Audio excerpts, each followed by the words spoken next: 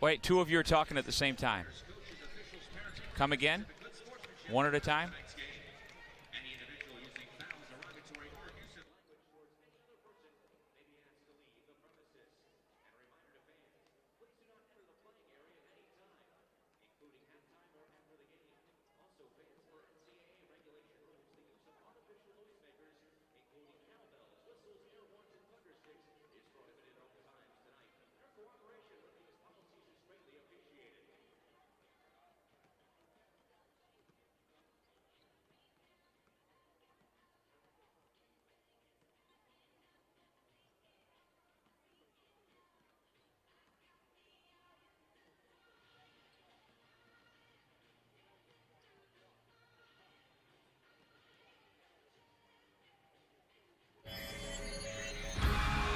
Welcome to Champ Week on ESPN. From the Times Union Center in Albany, New York, it's the championship game in the Metro Atlantic Athletic Conference with the second-seeded Rider Broncs taking on the top-seeded Quinnipiac Bobcats. Each of the teams advanced through the semifinals in tight games. Quinnipiac pushed by Iona. Fairfield kept Rider in check until a big fourth quarter. Now they will play for a spot in the NCAA tournament. And here is how it happened yesterday. Quinnipiac put 4 players into double figures, led by Addie Martucci and Carly Fabry. After coming from 8 down to Canisius in the quarters, the Bobcats were again the comeback kids in the semis. Quinnipiac erased a 10-point deficit to eliminate the defending MAAC tournament champs. On the other side of the bracket, it was Rider taking down Fairfield 49-36. Julia Duggan had another double-double, and Stella Johnson, the terrific freshman. This hustle play epitomized what the Broncs are all about. Rider outscored Fairfield in that decisive fourth quarter 24-8, and it is on to the title game for Rider University. And welcome everybody to Albany. Doug Sherman along with Julianne Vianney. So glad you could be here today to see if the team that was picked 10th in the preseason, Rider, can take down the prohibitive favorite Quinnipiac. Two very different teams. Quinnipiac has been here. They've got the experience in this situation. They remember losing it last year, so they're hungry to get back to that winning way and then get to the NCAA tournament and get their first win. And Rider has had a magical season. They have never been here, and they are ready to make history today. They're relaxed, and they're ready to get this one. All right, we're going to take a break and come back and have the opening tip-off between Rider and Quinnipiac with a chance to go to the NCAA tournament.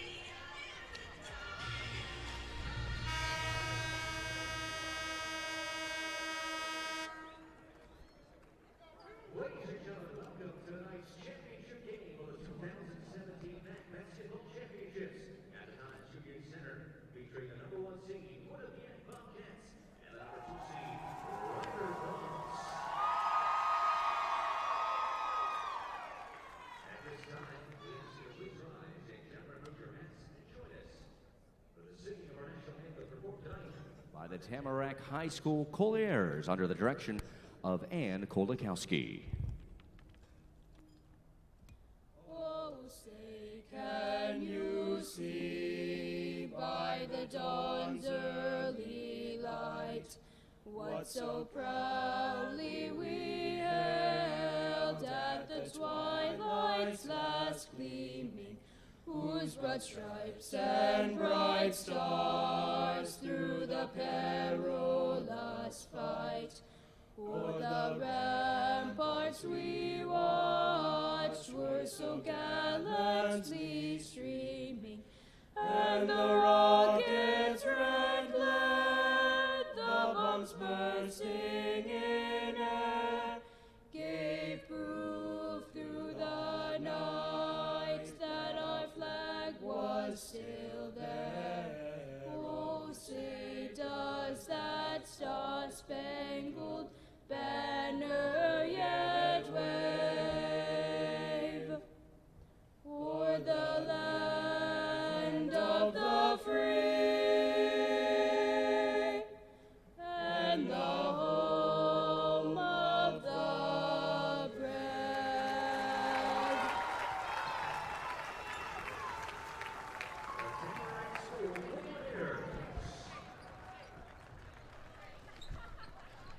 And welcome back to downtown Albany, New York. We are moments away from the opening tip between Ryder and Quinnipiac for the Women's Championship in the Metro Atlantic Athletic Conference.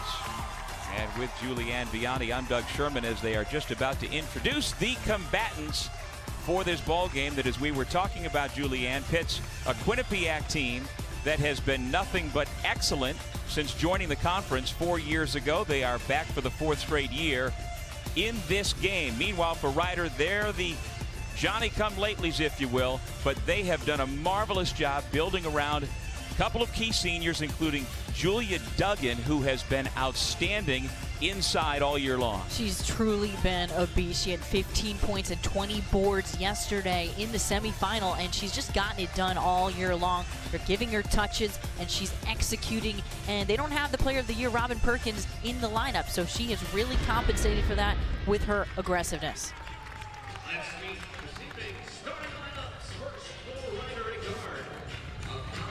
Meanwhile, the Bobcats have a balanced attack. You know, this team went 17-3 in conference play, yet didn't put a single person on the first team all-conference squad. They've got great balance across the board. To me, that's the most amazing thing, is that nobody was put on the all-conference team, and yet this team has just gotten it done all year long by committee. Most of the season, only one player was averaging 10-plus points, but now it's up to 2.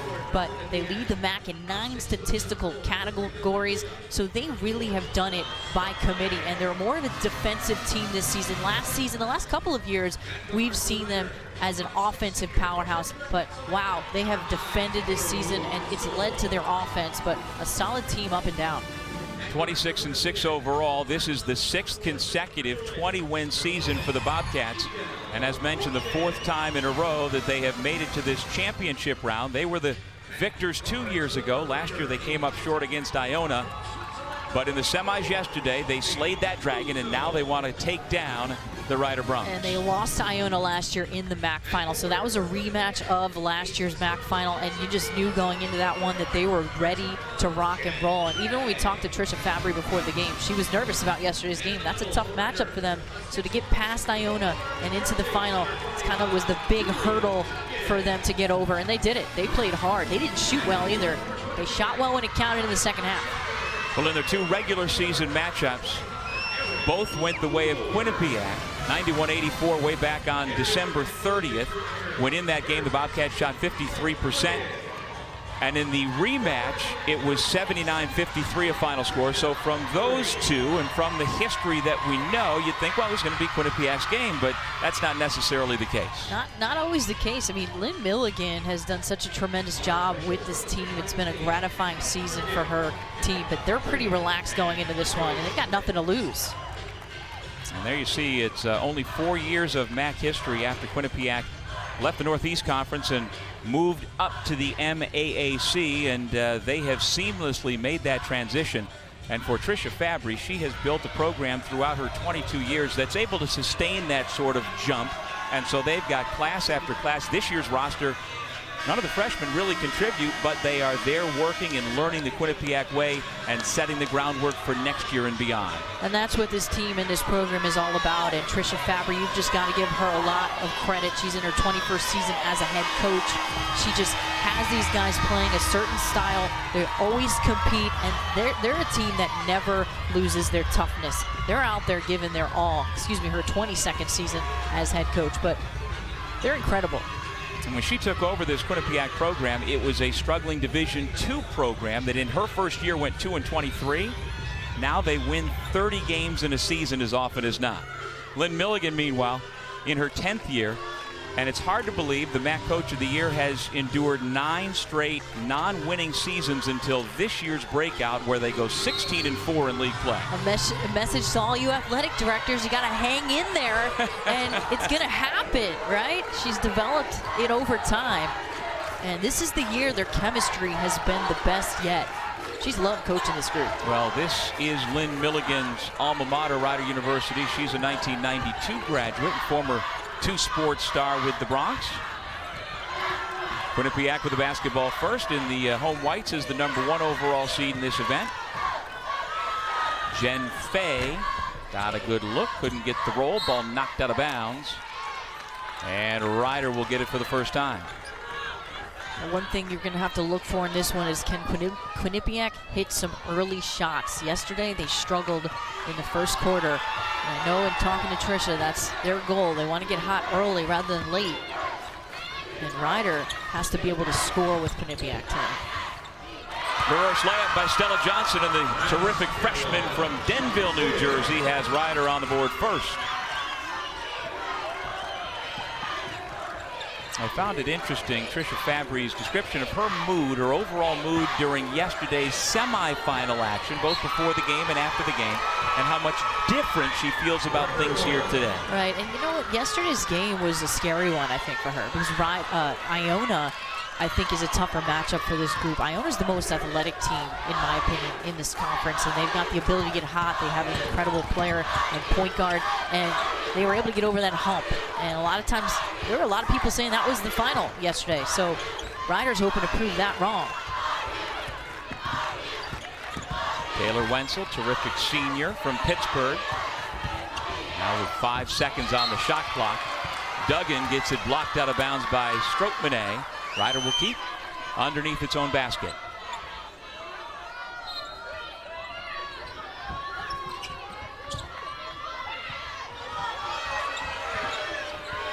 Two on the shot clock.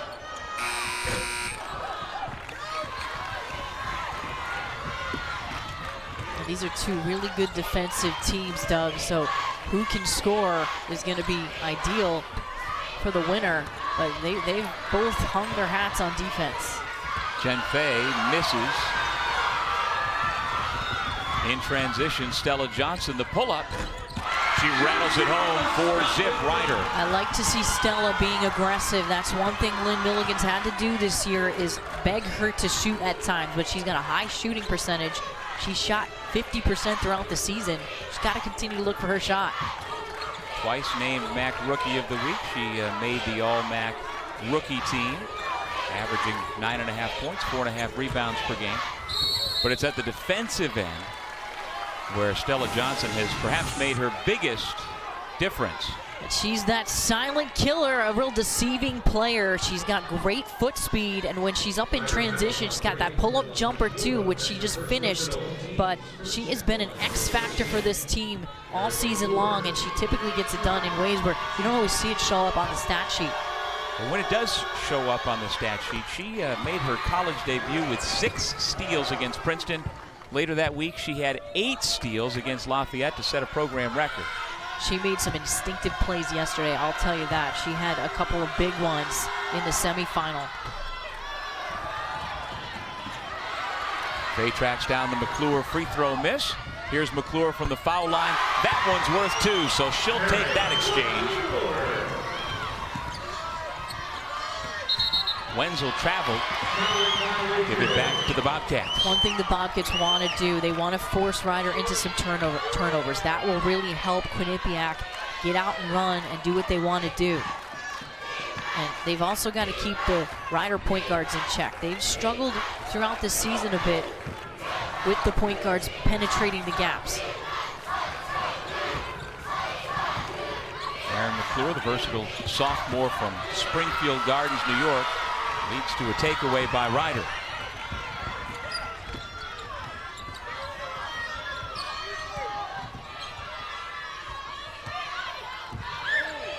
Off the crossover. Open 3 rattles out for Safi Taluzo. That was a pretty crossover, though. She got that opening.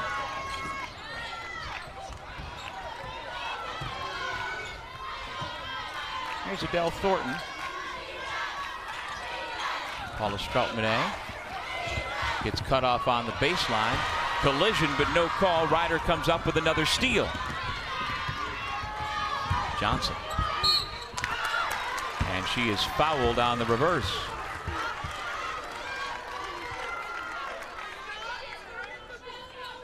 Now Quinnipiac will bring in 3 substitutes here, and that's 2 fewer than Tricia Fabbry a lot of times does. Right, she has shortened her bench a little bit as the season's progressed. Earlier in the year, she was doing that hockey style 5-in, 5-out substituting, which helped. She has a pretty deep team. She can turn to players, though, if she needs to. Carly, though, had a great semifinal game against Iona, so she not only scored, but she was facilitating, penetrating, and pitching, doing some really good things. Yeah, the coach's daughter has emerged over the last couple of years into a really important piece for Quinnipiac. Didn't play much as a freshman. And then here in the tournament, not just in the semifinal round, quarterfinal round as well, she put up 13 points, including the game-winning three-point shot with about a minute and a half to go to help eliminate Canisius. She loves the big moments. There she is, daughter of a coach who grew up in the program. Some early misses here for Quinnipiac. Now, something Ryder's done well all season is they've defended, especially with the absence of Robin Perkins. She was the player of the year who went down. This is her 8th game she's missed, but they've had to compensate somehow, and it's been on the defensive end. And then on offense, it's been a collective effort. So if they can keep getting stops, that'll benefit them big time with a low-scoring game. Foul off the ball. Yeah, Robin Perkins is out with a foot injury, and so Lynn Milligan's club has had to adjust, and so far so good. They say that the foot is improving, but she can't go side to side effectively, so they have kept her on the sideline. And the reality, win or lose here tonight, Ryder will play another basketball game at least next week or beyond, and so there is still hope that she may be able to play again. Absolutely, and she told Coach, she said to Lynn, you know, I don't want to be out there if I can't do what I typically can do, so you might as well rest me. And they've done it without her. Morgan Manns, the senior co-captain from Southbury, Connecticut, makes it 6-5 Ryder. Chance for a three-point play at the other end on the layup by Kamila Hushkova. We're going to see a different game today than we saw in the semis yesterday. These two teams want to play fast. They want to get up and down the floor. And Hushkova has been such a key for this Ryder team. She's got a toughness about her, a grittiness, one of those gym rats that you love as a coach.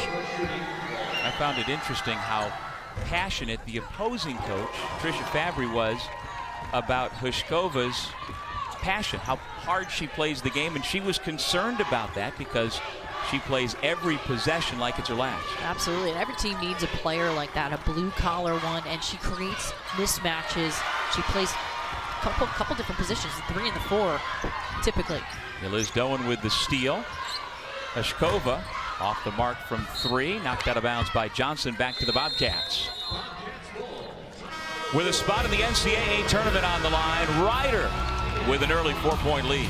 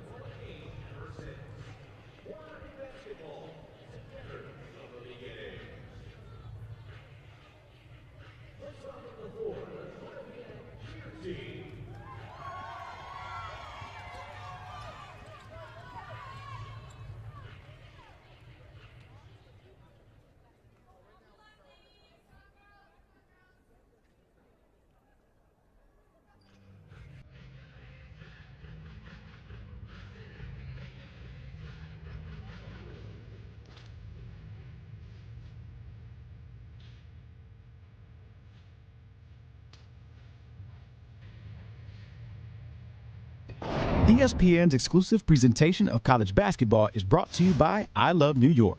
New York State. It's all here. It's only here. Visit iloveny.com. And Volkswagen.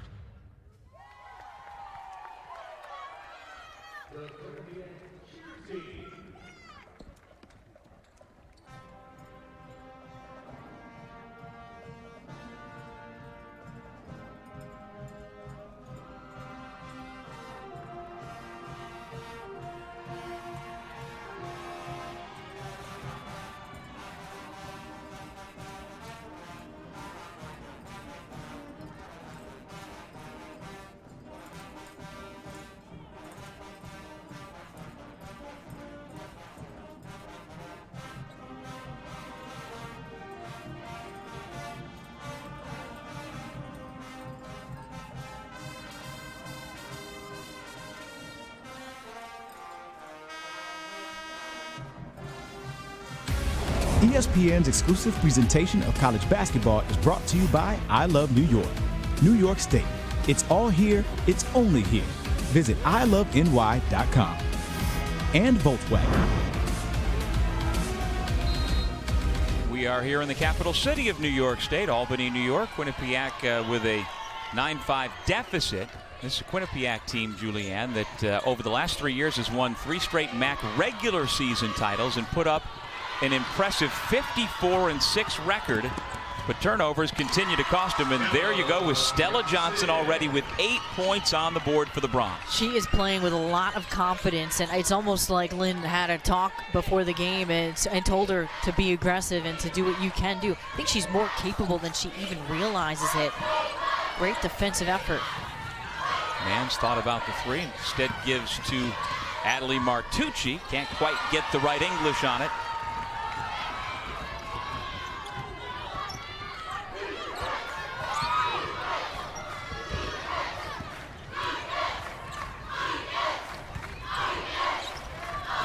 Just over 4 minutes remaining first quarter. What I really like about this Rider group is their point guard play. They have good guard play. Nice job by Wenzel. She's a veteran. Gets it to Duggan. Duggan has got to get touches. Well, Julia Duggan has been a superstar here in Albany this week. Against Monmouth in the quarterfinals. 19 points, 15 rebounds, and then in the win over Fairfield, 15 points and a career-high 20 rebounds. So Duggan has 12 double-doubles on the year, including each of the last 5 games, just when the Bronx have been needing it, as they have changed their style a bit with the injury to Perkins. For the 32nd year, ESPN Champ Week and all its drama continues tonight with the American Women's Championship. 7 p.m. Eastern on ESPN2 as the Huskies look to keep the streak rolling. Also streaming live on the ESPN app and watch ESPN. And Julianne, it's 106 straight wins and rolling. They've been unbelievable. Who can knock them off? I don't know that anyone can, but my bet's on either Notre Dame or Baylor to be able to knock them off. But I don't see anyone else with that ability. We'll see. That's why we love March so much. And South Florida, who they're playing tonight, has had a really nice season. But I don't know if they have enough. Lexi Posset comes in, sophomore from Pittsburgh for the first time for Rider. Interesting mix on this Rider roster. Everybody is either from the state of New Jersey, where Rider University is located in Lawrenceville, New Jersey, or from Pennsylvania, a neighboring state. And then there are 5 women from overseas. Lynn's not afraid to get some players overseas, and you're seeing more and more. Nice step through by Johnson. I'll tell you, she is playing really aggressive offensively. I really like to see that. Under 3 minutes to go in the quarter. Erin McClure back into the game, and she knocks down the shot. 5 points for the sophomore from New York City. And she's definitely got to look for her shot. Sometimes throughout the season, I've seen her pass up some opportunities, and that girl can shoot. Erin McClure is not known as a three-point shooter, as Schuin tees it up. Duggan clears the rebound, and then Schuin's going to be called for the foul. But Erin McClure is a very good player. Last year's Rookie of the Year in the conference, 3rd-team All-MAAC. She was also 3rd-team All-MAAC again this year. But like you said, Julianne, she averages only 8 points per game. She's only made 1 3-point shot this year, but she does so many other things for the Bobcats. She has the ability to create shots for herself. Usually it's about the 15-foot range, or it's layup type action back to your basket, but she's so good and she makes other players better, and she's been awesome defensively. She's been their anchor there. Offensive foul goes against Duggan, and that is her first, and the 3rd team foul against Rider University. Well, Quinnipiac University is located in Hamden, Connecticut. That's not far from New Haven.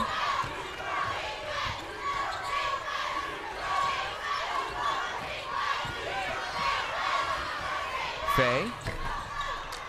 And the Bobcats continue to struggle from the perimeter. This is reminiscent of yesterday, where they had to come out of a bit of a hole because they did not shoot well early. Blocking foul goes against Adele Thornton. Well, I asked Coach Fabry before the ball game, so when you're down 8 early in the fourth quarter, can I say on the air you've got them right where you want them? Because that's and she said yes. She said, I hope that's not the case, right. but it's starting to play out that way again, as it has in the quarters and the semis. Yeah, you'd rather not have to play from behind, but that is what happened against Iona. Iona was winning the majority of that game, probably 2.5 to 3/4 of the game, and then second half, man, Quinnipiac just went crazy, and they played so well, and Adelie Martucci stepped up. They've got some seniors that are really playing with that sense of urgency, and it's a toughness factor that this team has, and they just come out competitive and they win. This is about winning at this point, just getting by, even if it's ugly. Survive and advance. Yeah, well, they've dug themselves a 10-point hole here. This is the largest deficit they've faced tonight.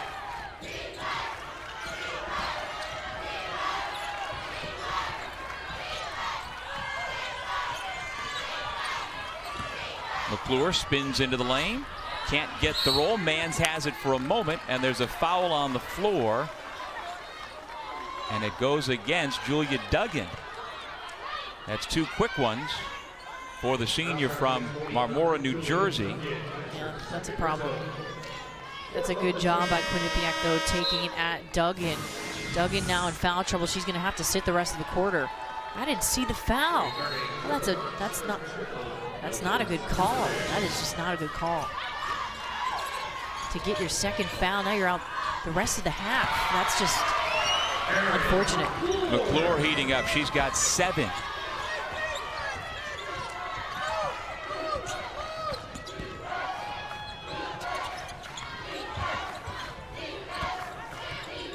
One minute to go in this first quarter. Stella Johnson working on Addie Martucci. Traveling violation. But I'm guessing Lynn Milligan is happy with the aggression she's seen out of her freshman from Denville, New Jersey. Right. Well, she typically is a perfectionist, so that's why I think she's afraid to make mistakes at times, so she doesn't try to do too much, but she has the ability, and she's not going to get pulled out, so she's got to realize that as she matures as a player. Now Stella Johnson has 10 of the 17 rider points. She defends on Martucci, who missed the layup. Nice defense. Johnson's good at that 1v1D. Lexi Posset, coast to coast, no. Ball batted around, it comes to Carly Fabry. She goes coast to coast, but has it stripped out of bounds by Johnson, who, by the way, is averaging nearly 3 steals per game. That wasn't a steal, but at 2.8 steals per game, she's 3rd in the MAAC and among the leaders nationally at taking the ball away.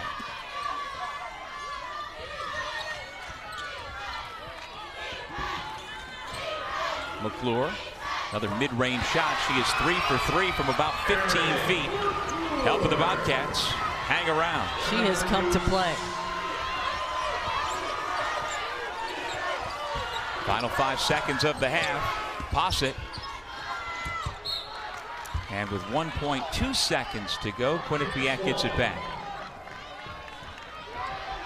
It's enough time to catch and shoot. Just probably going to be a hurl from half court.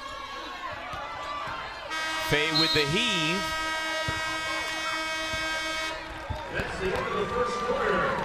Riders 17, Quinnipiac 11.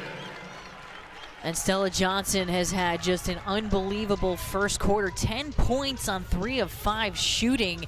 And you just have to love her assertiveness. She's been all over the floor, both defensively, getting in passing lanes, which is leading to that transition offense. She's finishing at other ends. She's looking for that mid-range shot. She's been unbelievable, and Riders up 17-11.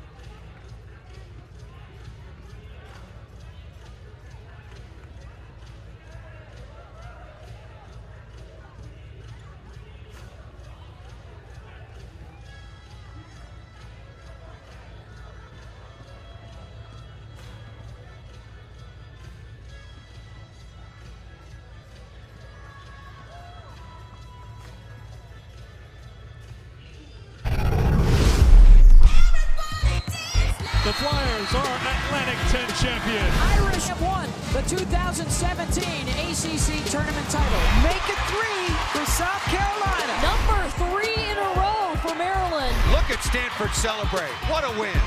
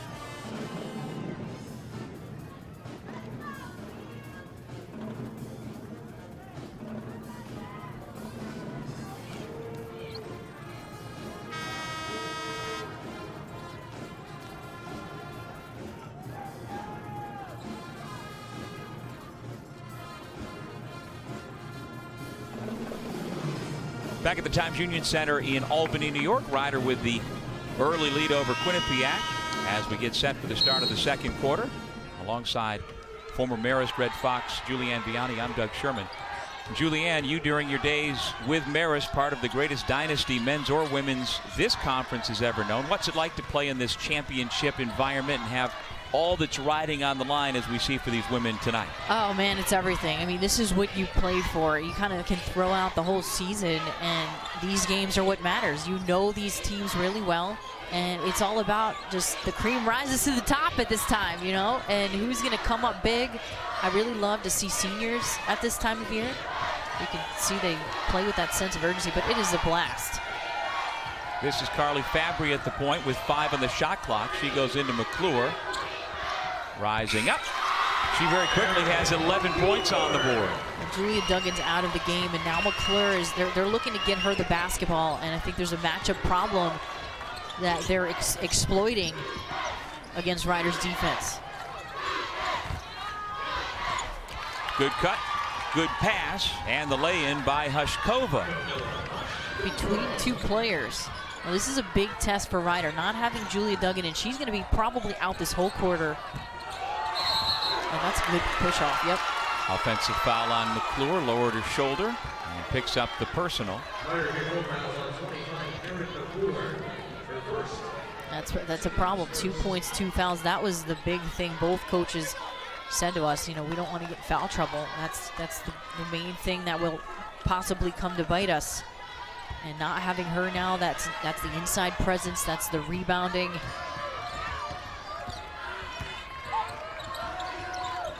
As we talked about, she's been so productive here in the tournament with a couple of double-doubles, including a career-high 20 rebounds for Julia Duggan in the semifinals. So they need her out there as much as possible. She's also improved that 15-footer this season, which has made her even more difficult to cover. And Duggan averages 11.5 points a game. She leads the MAAC at over 8 rebounds a night. Posset, drive and dish, but she left her feet and tried a blind pass, and it went right to Adelie Martucci. Mans is a threat on the perimeter. Nice feed. Faye all alone for 2. Nice post up by Faye, and a really beautiful bounce pass to the right spot.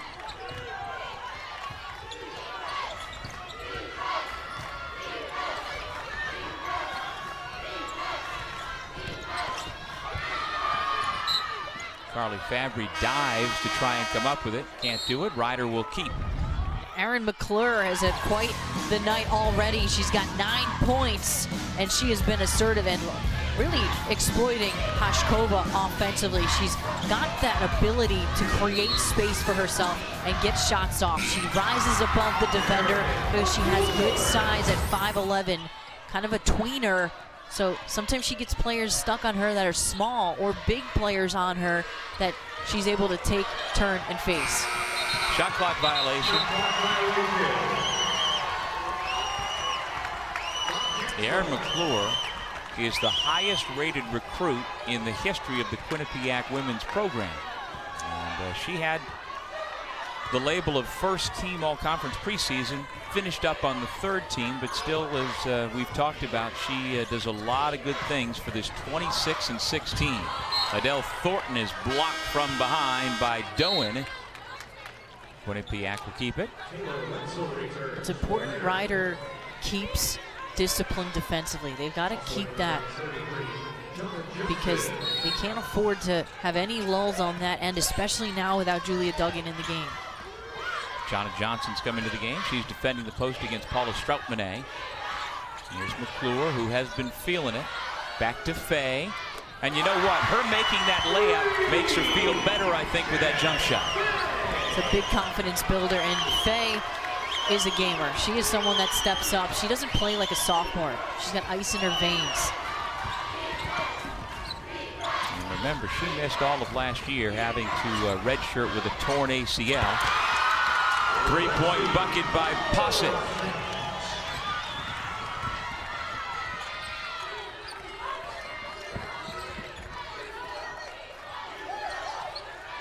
Martucci front rimmed it. She winds up on the floor, and they say it's a foul against Ryder. Well, Jen Faye at the one end, McClure with the assist here. Beautiful shot. And then at the other end, a nice answer by Posset. Lexi Posset, the sophomore, she gives them a lot of energy off the bench and can really shoot the three. I like her upside moving forward for this team. AFC Martucci has missed 6 of her 7 shots so far from the floor. Faye turns it over. That's another steal for Stella Johnson, going 1-on-2. Out of bounds, Bronx basketball. I like the pull-up, though. It's so they're so consistent with calling to charges that you've got to have that shot in your repertoire. She'll finish it. She's got to continue to look. A young lady out of Morris Catholic High School in New Jersey, played for the New Jersey Panthers at the AAU level. Was not heavily recruited, so nobody really knew about her, but Lynn Milligan saw her. She had a teammate that was going to Maryland, and she spotted her.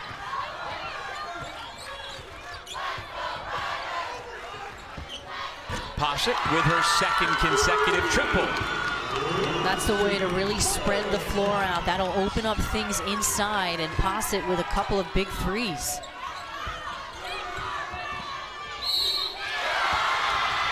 Chance for 3.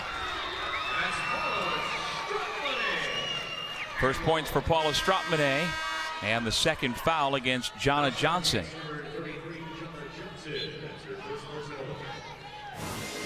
And Paula Stroutmanet, nice job down low with her back to the basket. See, she can turn and face like a guard, and I think that's where Johnson had a hard time defensively covering her. She'll take you off the bounce. Very good at reading situations. Stroutmanet has been off with her shooting in the first 2 rounds here in the tournament. Only 3 points before today, 1 for 7 from the floor. She'd made a single 3-point shot, and so now she has matched that production here with her first 3 points. She got some foul trouble too in the semifinals, and I think that threw her off a bit. Never really got into the flow. Second foul on Doan, senior from Turkey.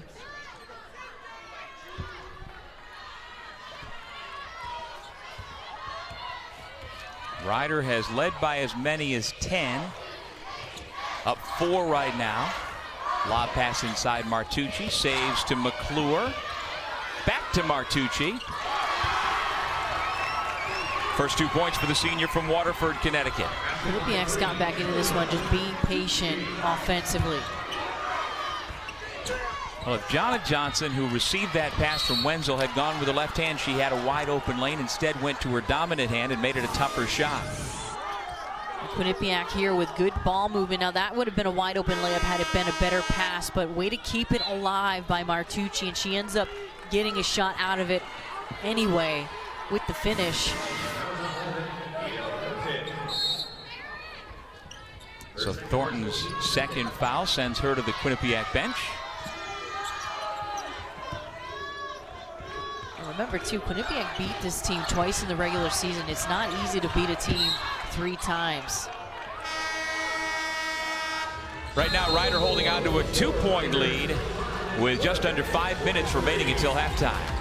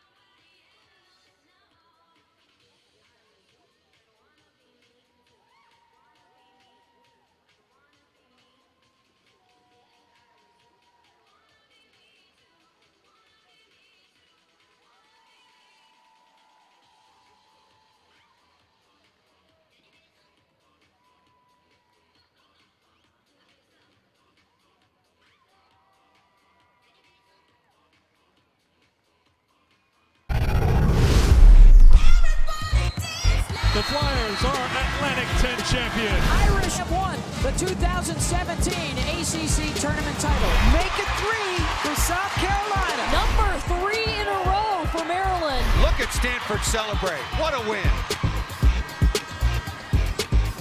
And out of that sequence, the first team that we saw, Dayton, is the biggest news here at the MAAC because Quinnipiac's best win this season was way back on November 13th out at Dayton, 63-60.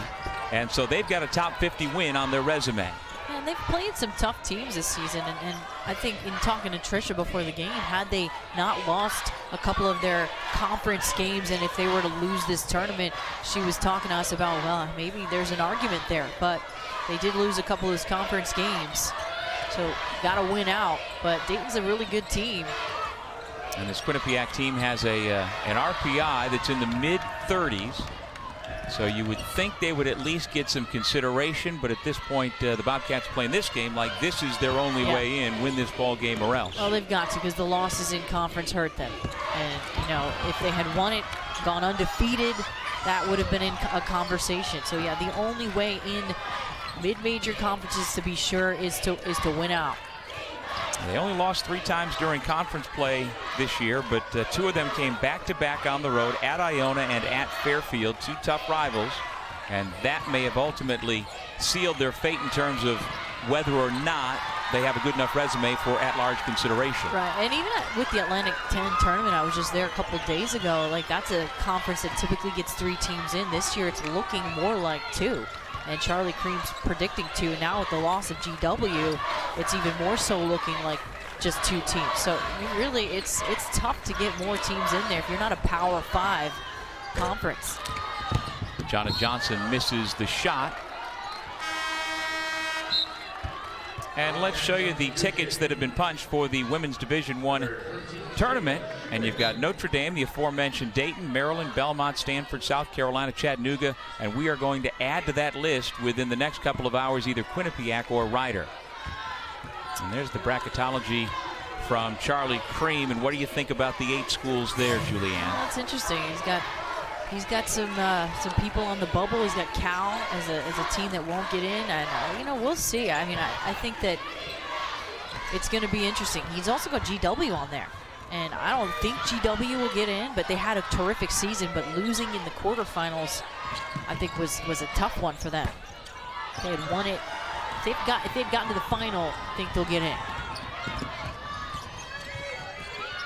2:35 remaining here in the half of this MAAC championship game. Jonna Johnson throws it out of bounds. Quinnipiac trailed by as many as 10, but they are hanging around. Pace and tempo-wise, we felt like we might get more tonight based on the way these 2 teams like to play stylistically, but so far really hasn't played out that way. Yeah, not a ton of up and down, and when we have seen the up and downs, it's resulted in a score. But both of these teams are really good defensively, and I think that's the thing.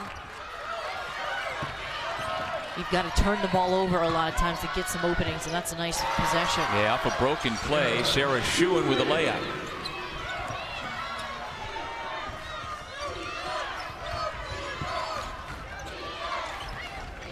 Stella Johnson, runner, no. Erin McClure goes up for the rebound, and then the reach-in foul against the Bronx. And Erin McClure does a really nice job here saving the basketball, and that was the way to save the play in general and the possession, and that led to a Schuin layup. Schuin, nice job recognizing where the opening was in the lane, and she cut right to it. I'll tell you, this Quinnipiac team is a team that plays hard 24/7. So does Rider. These 2 teams are probably the 2 hardest playing teams, where they will go hard for 40 minutes, and cutting hard is one of those things. And McClure will go to the line with a chance to tie the ball game. Monday, March 13th, we'll have the exclusive live announcement of the 64-team NCAA Women's Championship field again this year, 7 o'clock Eastern on ESPN, with a bonus hour of coverage at 8 o'clock here on ESPNU. Maria Taylor, Rebecca Lobo, Andy Landers, Carol Lawson, and Charlie Cream will break down each region. The NCAA Women's Selection Special also streaming live on the ESPN app and Watch ESPN. That foul was on Stella Johnson. That's her first. McClure makes 1 of 2, so Rider still on top. If Rider can continue with this lead, Doug, without Doug in there, that really bodes well for them. If they can continue to maintain just a small lead. Fabry knocks the ball away. Wetzel tries to get it back, and Rider is fortunate to keep no change of possession, so the shot clock is under 10. Posset banks it in. Nice job keeping the play alive. That was a near turnover. Posset's played well. And so too has Erin McClure. She's got 14 points to lead all scorers. She's killing them. There's nobody matching up with Erin McClure. We'll take a break with 1:04 remaining in the second quarter. Rider clinging to a 1-point lead.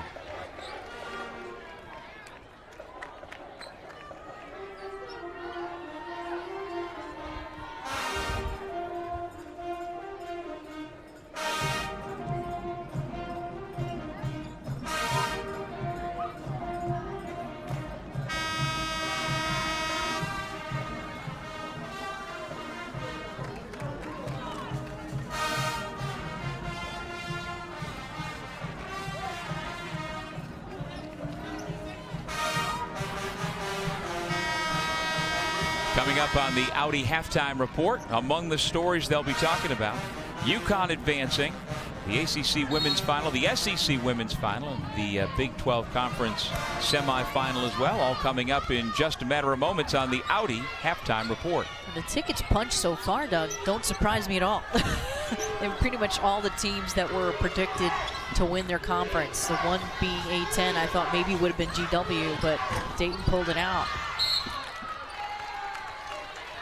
Stella Johnson was the last to touch, and so Morgan Manns and the Bobcats get it back with a chance to take their first lead of the night.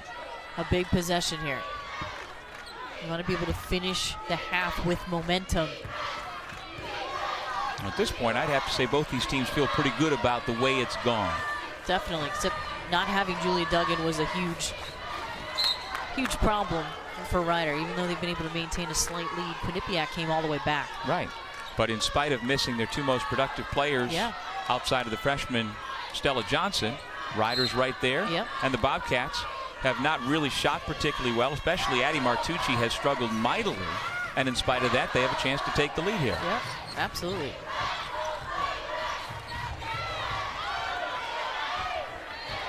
McClure driving on Johnson, who blocks the shot. She just seemed to be sizing her up. Got the foul call. Erin McClure handles the ball like a point guard. And she's not a point guard, but she is super good out there on the perimeter. The help defense wasn't quite there on time. Every time, they're going to her every time down the floor, and that's what you have to do when there's an isolation. And so an offense-defense substitution, presumably a safe move for Julia Duggan, taking the place of Yaliz Doan, who takes a seat. Just have to be careful not to get a charge call. McClure's got 16 points, and the Bobcats on top for the first time tonight. Posset to the wing, Wenzel. 5 seconds. Hushkova. Johnson. Ryder leads for almost 20 minutes, but heads to the locker room down a point thanks to that young woman, Erin McClure, with 16 points. She's been here to play, that is for sure. Playing like a true veteran who's only a sophomore. But what a half for her. That's the end of the first half here in Albany. Our score, Quinnipiac 30, Ryder 29. Stay tuned for the Audi halftime report right after these messages.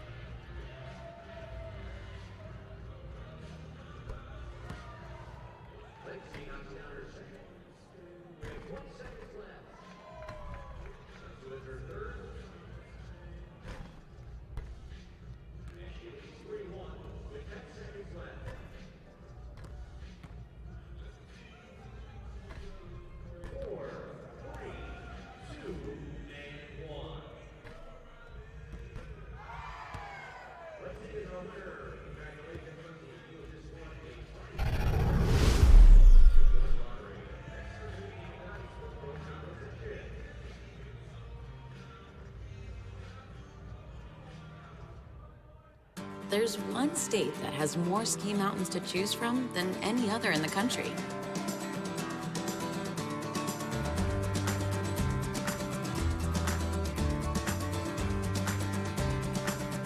And that's not the only thing you can only find in New York State. You can find it all, only in New York. New York, it's all here. It's only here. Plan your winter getaway at iloveny.com. The candidates for MAAC Women's Player of the Year. Kelsey Carey, Fairfield University. Fairfield senior forward Kelsey Carey averaged 15.4 points. Will Cinderella live for one more night? This is it. 8 seconds to go. At the buzzer.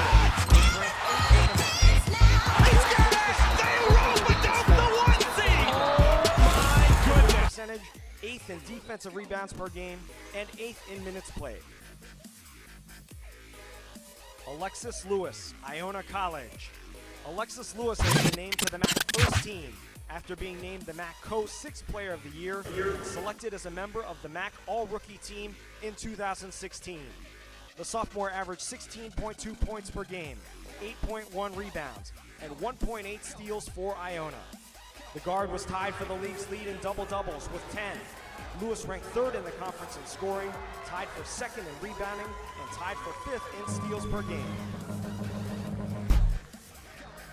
Marina Lizarazu, Iona College.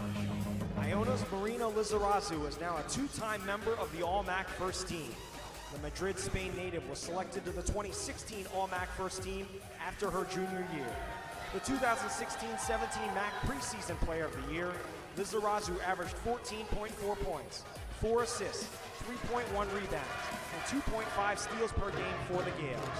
The guard finished the season 7th in the conference in scoring, 2nd in assists, 9th in free throw percentage, 4th in steals, 4th in assist-to-turnover ratio, and 5th in minutes played.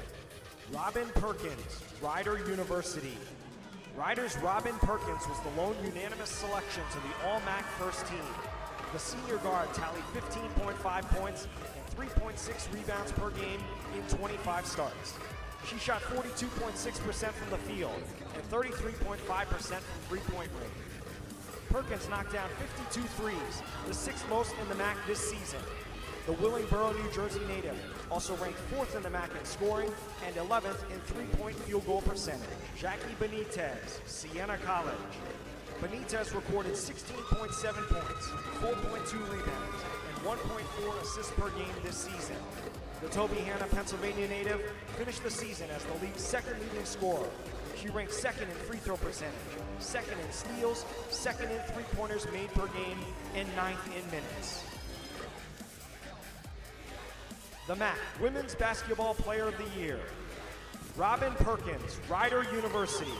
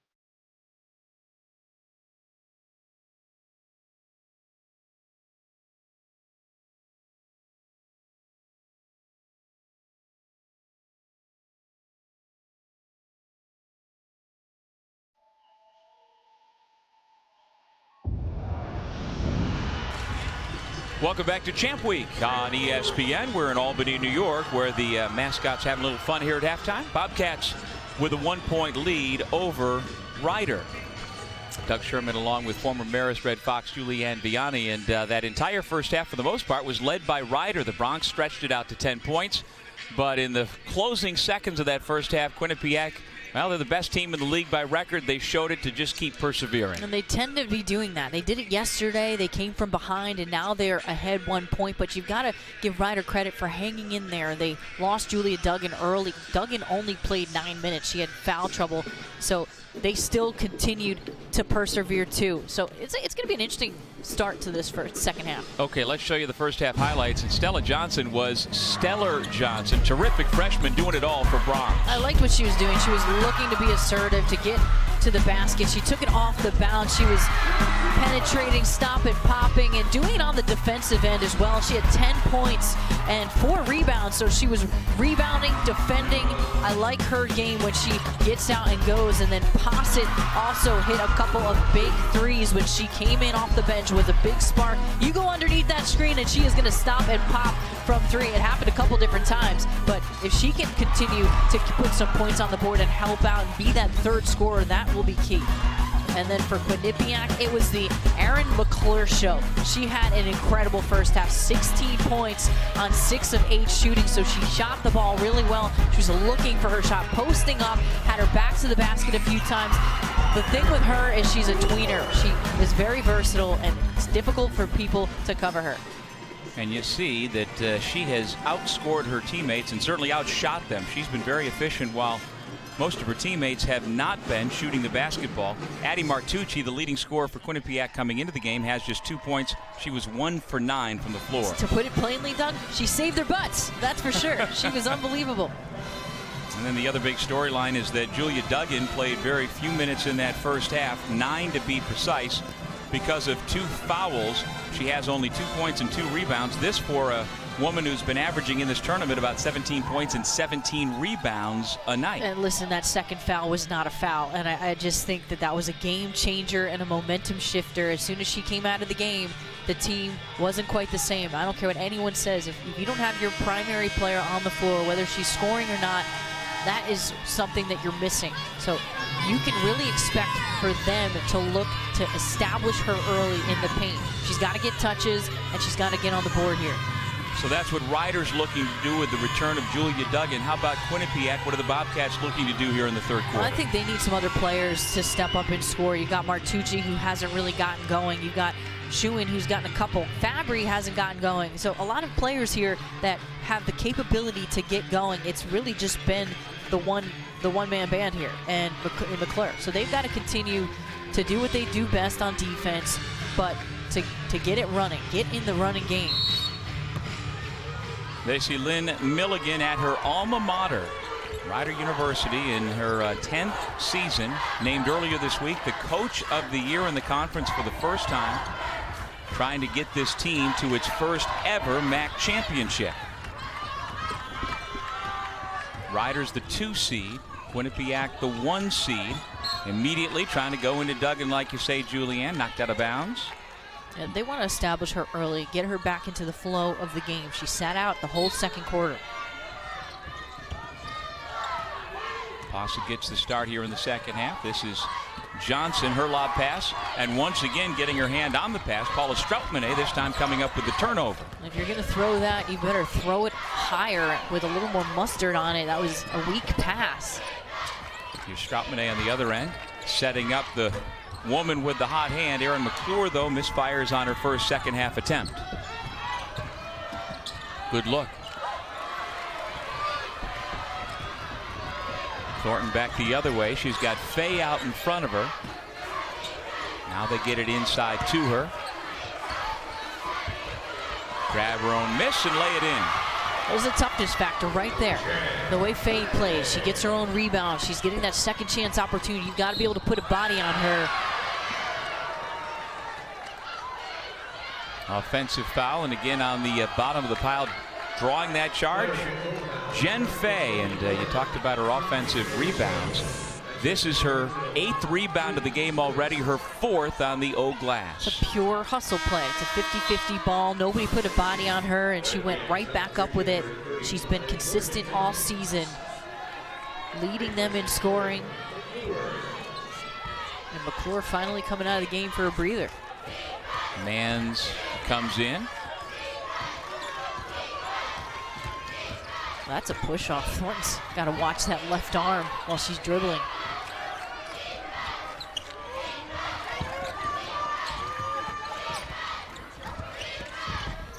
Martucci with a terrific driving layup.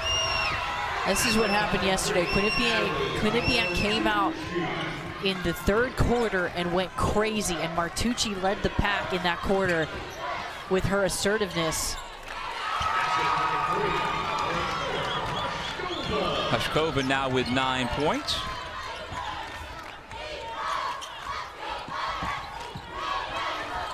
Well, they truly have been the comeback kids here in the MAAC tournament this year. Quinnipiac rallied from 8 down to beat Canisius in the quarters, then rallied from 10 down in the semis. They were down as many as 10 in the first half here tonight. Now they lead by 6, their largest lead of the ball game. They have a lot of firepower, and if you struggle scoring with them when they get hot, you can get in trouble. Stella Johnson, rainbow 3, and it'll bounce out of bounds untouched. It's a 7-2 Bobcats run. And Natalie Martucci with a really nice drive. She gets it on the wing and goes middle, finishes with the left, a pretty shot. And then Strautmane spotting up. Hasn't had the greatest tournament, but that's a big one right there. Paula Strautmane, a 6-foot sophomore from Riga, Latvia, among the league leaders in steals, block shots, and she is near her season average of 8 points per game. And she's got the assignment of covering Duggan. They've switched off a little bit on her. Contested 3, but it doesn't bother Faye. That's a tough shot. Now, you allow this to get away from you, you're going to get in trouble early on here. In they go to Duggan. They have got to get her the ball more. She's working hard in there. Just 4 points for Julia Duggan. Back to a 7-point game. This cannot be a trade baskets game, or it will favor Quinnipiac. You can't trade basket for basket. Ryder has to concentrate on the defensive end if they expect to beat this team. 5 to shoot, and a kick ball by Julia Duggan, and so they will reset the shot clock back to 15. McClure in, Faye out. The luxury Trisha Fabry has is she has a lot of weapons and people she can turn to. There's nobody that she puts in that can't put up a shot and finish and make shots, and McClure comes right back in, and they have not been able to hang with her. Hushkova having a hard time. Now, one thing Ryder has going for it is head coach Lynn Milligan's identical twin sister is hosting a viewing party down in Baltimore. So there are a bunch of Bronx fans hoping they can now pull a rally down 9. Aileen is her twin sister. And actually, Aileen knows all about the MAAC tournament. She played basketball at Loyola University back when the Greyhounds were in the MAAC, while her twin sister Lynn was playing at Ryder, which was not in the MAAC back then. Do you follow all that? Yeah, that's a lot right there. A lot of it's a big tree. But the Donovan twins were quite a handful athletically coming up in South Jersey, but decided to go their separate ways for their playing careers. And Lynn felt she was the better softball player than she was basketball. They were state champs in high school. And Stella with another nice move to the basket. And give her an even dozen, Julianne. Mans all alone. Nice board. Now you got to get it and run if you're Ryder. Which is what they do. That's as good a fast break as you're going to see without any dribbles, and Doan gets the easy layup. And that happened because Julia Duggan got the rebound. If you allow, if you defend and you force misses, that's going to give you the opportunity to get into transition. McClure. Mans, there's that effort you're talking about. Gets 2 rebounds, and then the foul called against the Bronx. And that goes against Doan. Up in transition after the rebound, and Doan running the floor. That's really key. You've got to get players that are going to take off and cherry pick as much as possible once you see that rebound is secured. And so now Doan, after her first basket, goes out with the 3 fouls, and here's from her coach, Lynn Milligan. And you saw Doan just on the floor looking to kind of interfere in that play. That was the right call. But she stopped the layup. I'll give her that. Sarah Schuen's come into the game for Quinnipiac, first time here in the second half. She tries to step through a double team, and now we've got a whistle and a foul off the ball. And that was on Duggan. Wow. Quinnipiac has a 5-point lead midway through the third.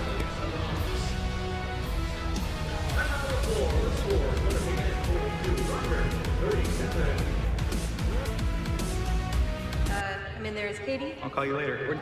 No, I won't. I'll text you because, what am I, your dad? Don't stay out too late. Yeah, just text me. ESPN's exclusive presentation of college basketball is brought to you by Volkswagen.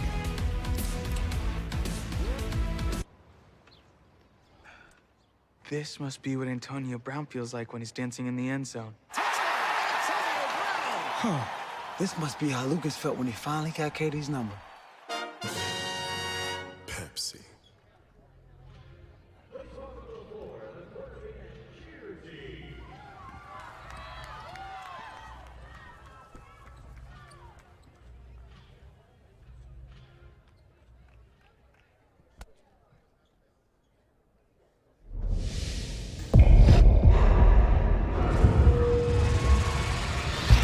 Cinderella live for one more night. This is it.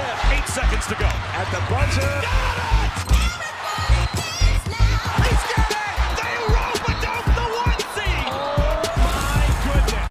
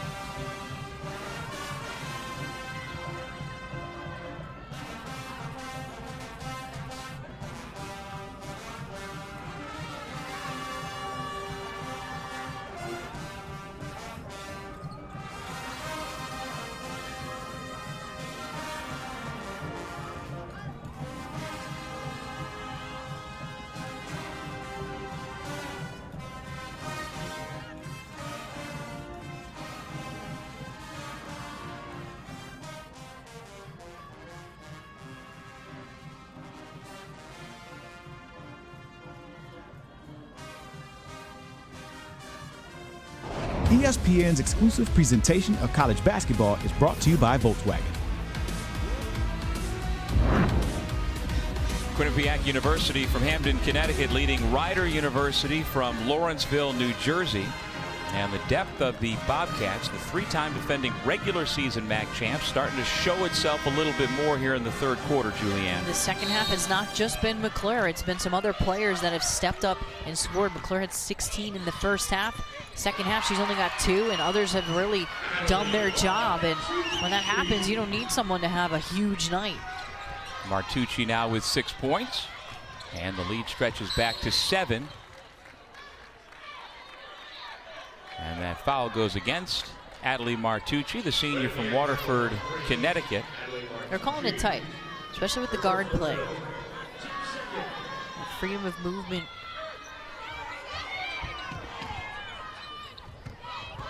Stella Johnson off the window, and she continues to lead the way for Rider. That's 14 points. She's playing with a lot of heart. Martucci gets those 2 right back. It's been really easy for Martucci this half to get to the basket. She's been looking for her shot off the bounce. Nice. Finds Duggan. I think Schuin might have gotten a piece. Otherwise, you got to finish that. Posset couldn't have made a more perfect scenario. And then Schuin beats Duggan off the bounce at the other end. Got to focus on those layups. Johnson fires up the left-handed shot that bounces out of bounds. Back to Quinnipiac. I like the way Posset plays. I think she's going to be a really good player for this team. She's a good point guard that can really take it off the bounce and create things. She's small.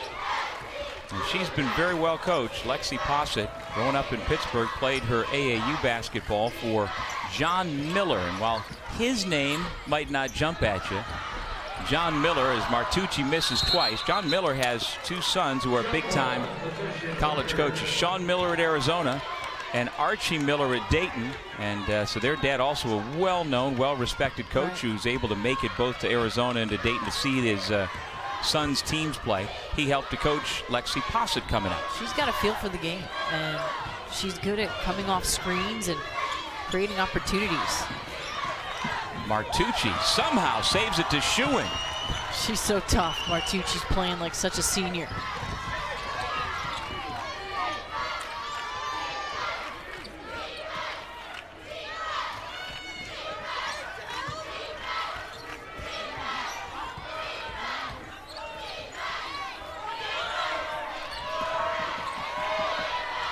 Thornton takes a shot to the face, no call. Wenzel got her. Now she's holding her left cheek while play continues, and boy, what has gotten into Sarah Schuin? They just took their time and got the shot they wanted. Good patience. They used up the whole shot clock to get it. There's Schuin blocking another shot. And this could get away from them right here. Quinnipiac has the ability to really put the clamps down if Ryder doesn't start getting some stops and some scores on the other end. Ball poked away by Wenzel into the backcourt. 10 seconds to shoot. You got to help Thornton out. She's struggling up there. Then the reach-in foul goes against Posset. Well, for the 32nd year, ESPN Champ Week and all its drama continues tonight with the American Women's Championship game. That's 7 o'clock Eastern on ESPN2 as the Huskies look to make it 107 wins in a row. We'll also be streaming live on the ESPN app and watch ESPN. Hard to imagine a scenario where USF can take down UConn, but you never know. It would be insane. I mean, it would be history, obviously. UConn is so good. Nobody's really tested them since the beginning of the season. They had a few tests. But Gino Ariema, the best coach in every sport, I think, of all time, the way he's been. Hey, that's a tough shot. Shots that weren't falling for her in the first half, all are going down here in the second half. Johnson was right in her face. 8 unanswered points for the Bobcats, out to a 13-point lead. Foul off the ball.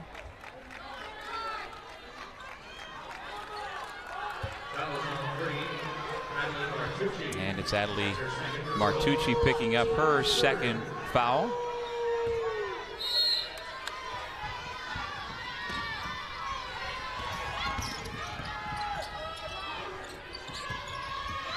Duggan.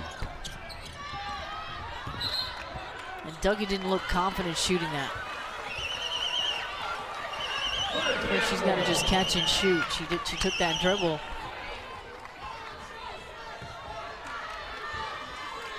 Ryder needs some offense.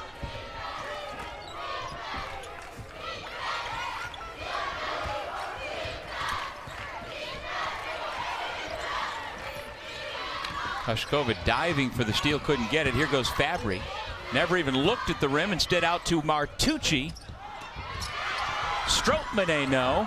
Sarah Schuin missed the layup.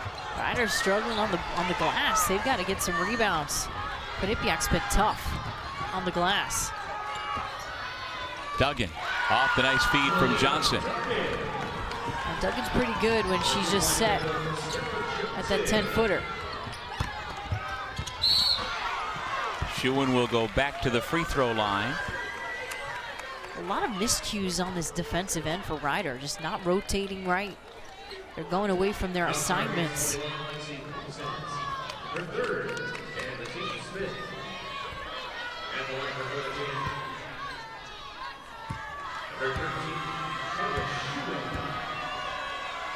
Pasa picks up her third foul. Schuin off the mark from the line. And this week on ESPNW.com, we've got bracketology, complete Champ Week coverage, and hand clap hoopla challenge. Stanford replaces Texas as the 2 seed. Stanford beat Oregon State last night. Kept that game a low-scoring game, which is Stanford's MO. It's a big win. Oregon State was predicted to win that one. And you know, we are here in one of the hometowns of Stanford's legendary head coach, Tara Vanderveer. She grew up in Schenectady and attended high school here in Albany before the family moved away. And of course, she went to Indiana University and has had one of the marvelous coaching careers in the history of college hoops. She's been doing it for 30 years. I mean, she's been unbelievable. And this is, I think, the 30th or 31st year they've made it to the NCAA tournament. That's pretty impressive. Sure is. Consecutive. That foul was on Sarah Schuin. Number 2 on her. Stroutmanet out. Mann's back in for the Bobcats.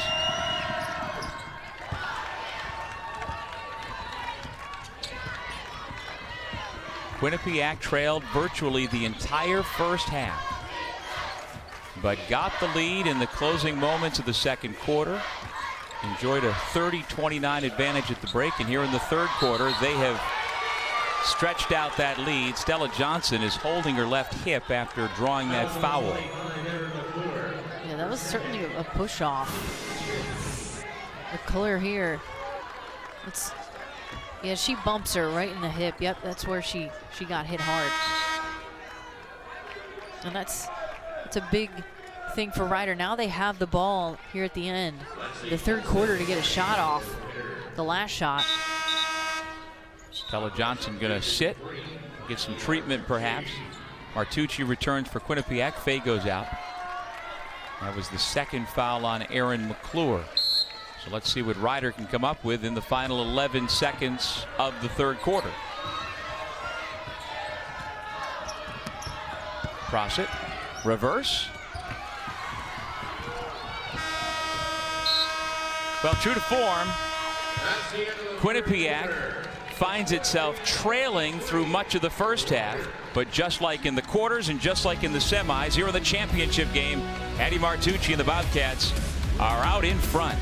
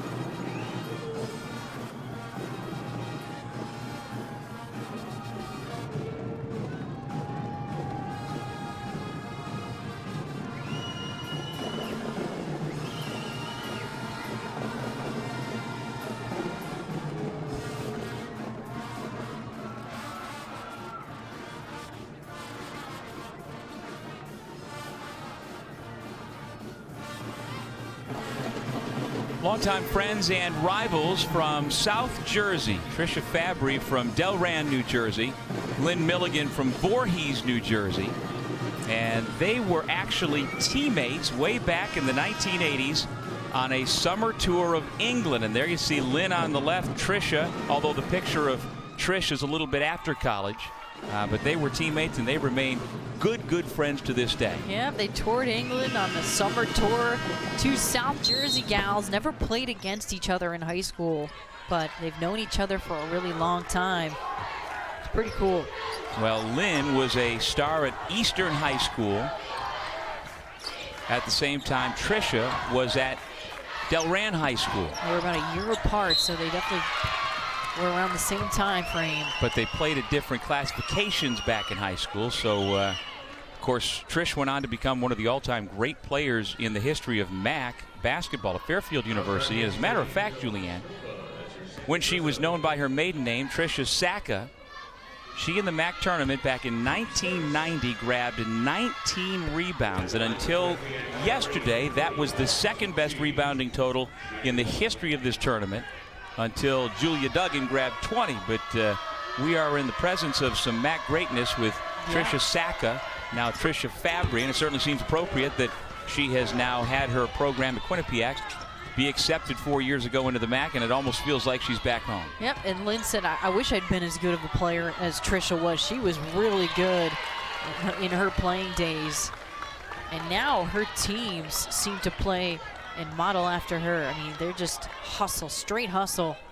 Actually, both these coaches are all about the straight hustle, but especially when you look at Tricia's teams throughout the years, they've modeled after her with her competitiveness and grit. Now, between the two of them, Julianne, they have won the last 3 MAAC Coach of the Year awards. This year, Milligan got her first, and it was unanimous. This Ryder team picked 10th in the preseason coaches poll as Fabry misses the bucket. Ryder gets it, but they finish number 2. They're the 2 seed, Quinnipiac the 1 seed. Big number popping out to me right now is the rebounding battle. Quinnipiac is killing Ryder on the glass, and we almost saw another missed rebound that time. You saw Schuin flying in, and that's something Ryder needs to do a better job in. It's 35-22 on the glass in favor of Quinnipiac. In they go to Duggan. Good help defense, doesn't matter. It's a nice isolation play, and she just hasn't gotten enough touches tonight. She's got 9 points, as you see, to go along with 4 rebounds. She has had 5 consecutive games with double-doubles, but the foul trouble in the first half may keep her from reaching that level. I don't know that Ryder has enough firepower to come back from a deficit when they're in a hole. Now, Quinnipiac, on the other hand, does, and that's why they've come back out of deficits throughout this tournament. They have that firepower and ability. Now, one thing Lynn Milligan has going for her Ryder team, they underachieved last year and really learned from it. So when they reconvened this past summer, July 5th was the date. They got in a circle at their practice floor, and Lynn Milligan understood and felt from her team they had learned their lesson, and it really has been quite a 180 turnaround there in Lawrenceville. Blocking foul against Martucci, and they certainly stuck with her. We've got to credit Ryder Athletic Director Don Harnum for understanding that Lynn Milligan's an alumna. She knows what Ryder basketball and Ryder softball is all about, too. We said she was a 2-sport star, but in this day and age, Julianne, you don't get to go 9 years without a winning record, not once, and keep your job. Never won more than 15 games in a season, and now what a season she's had this year and last year. They started to come on, but this year especially, she's turned this group around, steered the ship, and it does go to show that you've got to kind of stick around and stick it out at times, and the consistency can't be bought. When you have that consistency, it's really helpful when building a program. Yeah, she says they've done a good job of keeping it simple this year. She wasn't going to do a big rah-rah speech before this game. Said in her earlier days as a head coach, she used to spend a lot of time getting ready for a speech in the locker room to get her team ready, but that's not the style that she's using now, and she wasn't going to overhype the fact that this was the game. And people in her mind have been doubting Ryder all year, and understandably so. They haven't had the winning pedigree, but with every obstacle they have been able to clear, she feels like the more confident And so maybe there's hope here with under 8 minutes to go that they can get it done one more time. Everybody's been waiting for us to lose. Then, you know, all right, we got a 2 or 3 game away streak. Are we gonna lose then? And she's like, and they just kept winning. Now they've not been here, and that's the only thing that can help them, but also hurt them. I'll mention that Lynn Milligan was both a softball and a basketball star at Rider, and a number of her college teammates have made the trip here to Albany. And you see the big head over on the right, that's been up there. Now you're on the Jumbotron. There we go. We're directing it from over here. Very nice.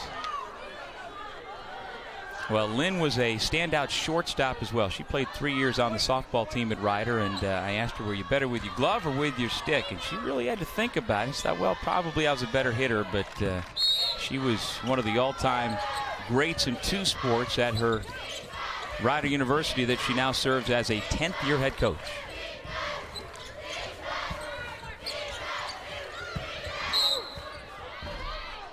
Doe in the foul. McGlure will go to the line.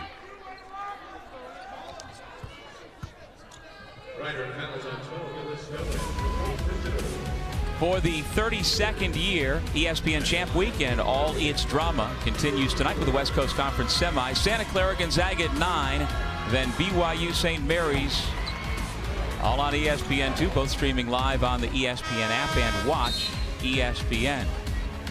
And you know, clearly it has been Gonzaga and St. Mary's 1 and 2, but BYU went into the dog pound and showed that it's really a 3-team race in the semifinals. What a game that was. Big win for BYU. Now the only unbeaten team in college basketball are the UConn Huskies on the women's side. Pretty impressive.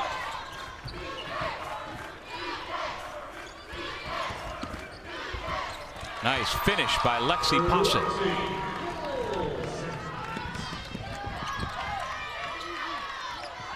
Faye for 3. How do you leave Faye so open? The help defense on her is so late, and she's hit 2. That was her 3rd 3 of the day. And she is 4th in the league in 3-point shooting. Here she rips the rebound away.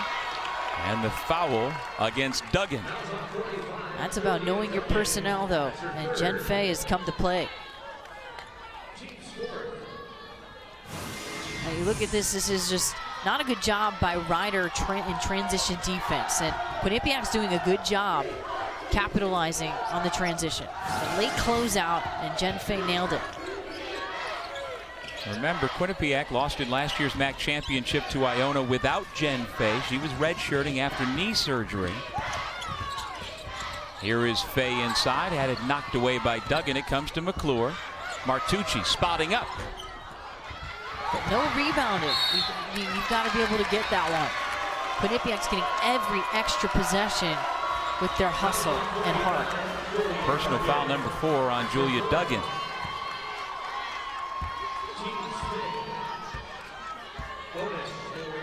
I get the sense that Rider's starting to give up. You see their faces, and they don't have that competitive edge that you wish that you'd see with a game that's 6.5 minutes left to go. It's the MAAC final. Do they know the brevity of this game? They've never been here. This Rider group has earned the highest seed in the school's 20 previous years in the MAAC. Never finished in 2nd place in the regular season, giving themselves a chance here. But that chance is slipping away quickly. Quinnipiac turning up the energy and the pressure on D.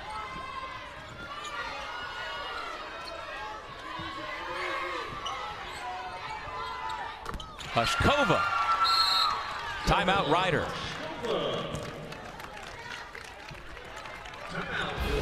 (61-48). 6 minutes 11 remaining in the 4th.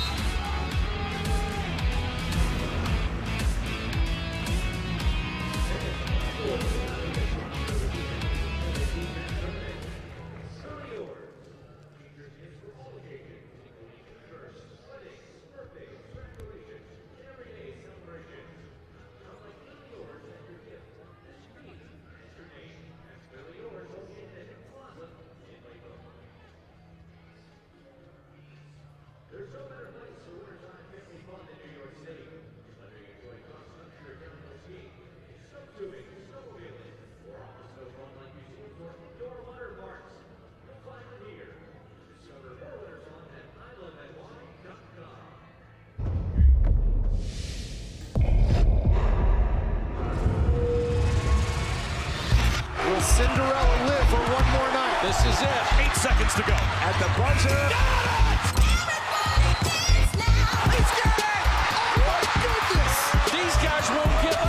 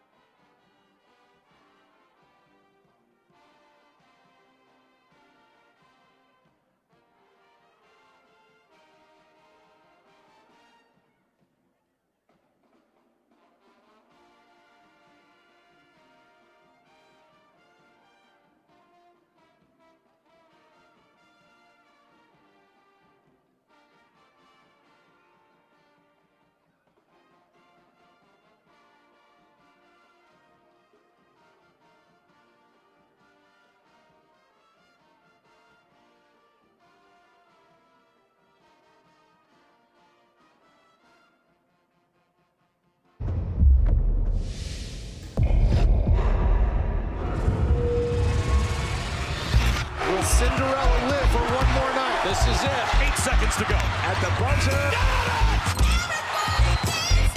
He's got it! Oh my goodness! These guys won't give up. And let's take a look at Champ Week by the numbers. 336 games across the ESPN networks. 26 conferences represented, including the Metro Atlantic Athletic Conference here in Albany, New York. This is the women's championship game being led by the regular season champs from Quinnipiac, who 2 years ago cut down the nets. Last year came up just short in the final, but they are in the driver's seat right now. They sure are. They're playing with a lot of intensity, and they're playing with swag like they've been here before, which is the truth. They have. They know what's at stake here. Offensive foul against Paula Stroutmanet. And that is her 4th personal foul. Well, the numbers for Trisha Fabry have been remarkable. And, you know, the last 3 years when they've won the regular season title, they've won a total of 54 games while losing only 6 times. They've been unbelievable and represented the MAAC well the last few years. Well, Quinnipiac's stated goal before the year from their head coach was, we don't just want to get to the NCAA tournament, we want to win games plural, which means they are wanting and expecting to have an opportunity to go all the way to the Sweet 16. That's something only your Marist team were able to pull off. Does this Bobcats team have it in them to go that far? Well, you got to win the first one first. So I just think that that should be your first goal, is win the first game out of the this tournament, and then worry about the second game. But they haven't yet done that yet. So absolutely, they've done it the last few years, and I've been in their position. I mean, with Marist for a long time. Every year we went to the tournament. All 4 of my seasons with Marist, and I think that they have the same kind of understanding that we had as a group, and a few years later after I graduated, was just the brevity of this situation. Like, this is it. You're going to go to the big dance. There was a competitive edge to our teams, and there's a competitive edge to this team. Still have to get rid of Ryder here, though. The Bronx give up a bucket. It's back to a 15-point ball game. McClure leads all scorers with 22.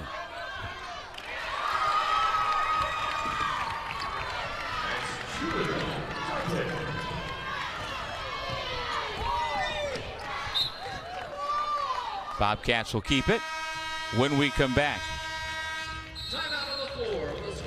We are 4 minutes from possibly deciding a champion in the MAAC and deciding who will go to the NCAA tournament.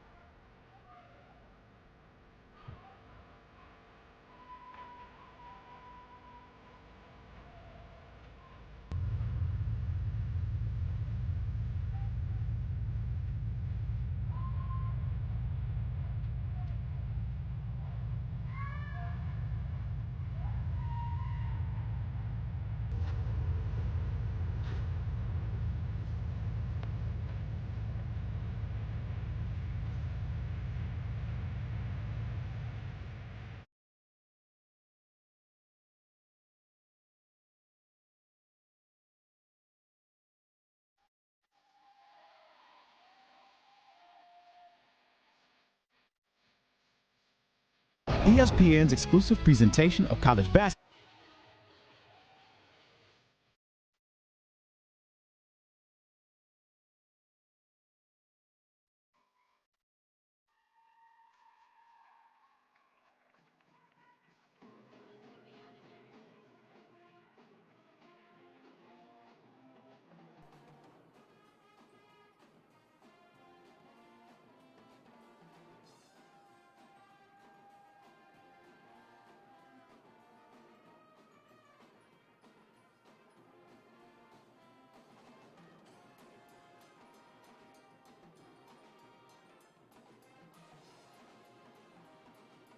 ESPN's exclusive presentation of college basketball is brought to you by Life Storage.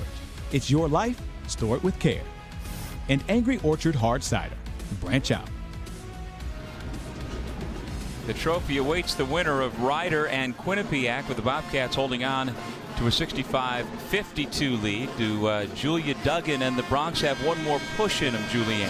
Well, I think that's still to be determined, but I don't know that they have enough, like I said a little earlier, firepower and that tenacity that they need to pull this thing out. Quinnipiac has just been there, and they've just proven it time and time again that they're going to get wins. So it's going to be a tall order in 4 minutes, being down this much.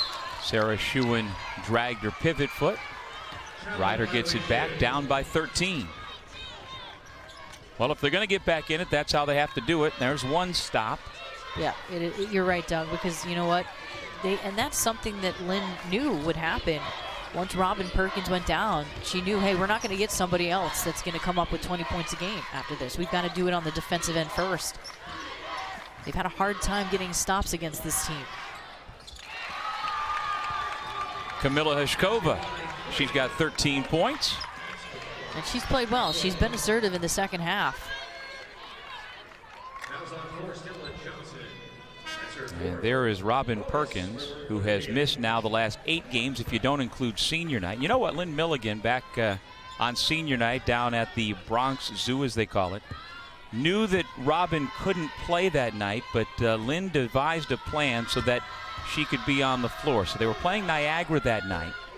And in talking to the Niagara coaching staff, they worked out an arrangement where the opening tip would go to Robin Perkins, who was in the backcourt, and she would take the ball and then pass it to her head coach out of bounds, obviously a turnover, but that would then allow for her to get into senior night, have one last opportunity to quote-unquote play with her teammates, and Niagara was happy to oblige, and Ryder was happy to give up that one possession. Yeah, Coach Jada is great at Niagara, and she didn't mind. Yep, you can turn it over, and then at least your senior was on the floor, and she got to experience that moment. And again, her college career is not necessarily over. Robin Perkins, they have not closed the book on her year, the MAAC Player of the Year, and she suffered a foot injury a few weeks ago, and there is still hope that for Ryder's next game, which presumably will be either in the NCAA or in another tournament, they will get an opportunity, and maybe she can play. Yeah, maybe they'll get into the WNAT. I mean, whatever it is, they will have a postseason most likely here.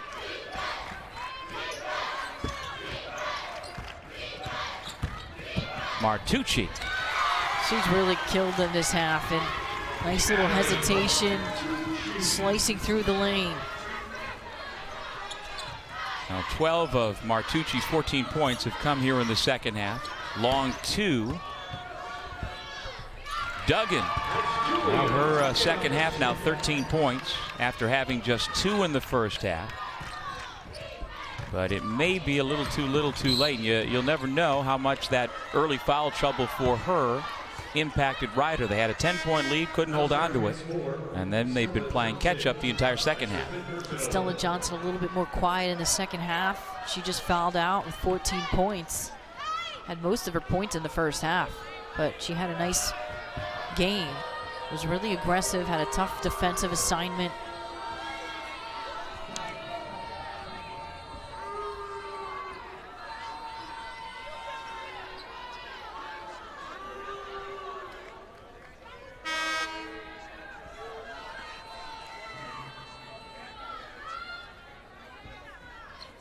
And so with Johnson fouling out, they'll bring Liz Doan back into the game.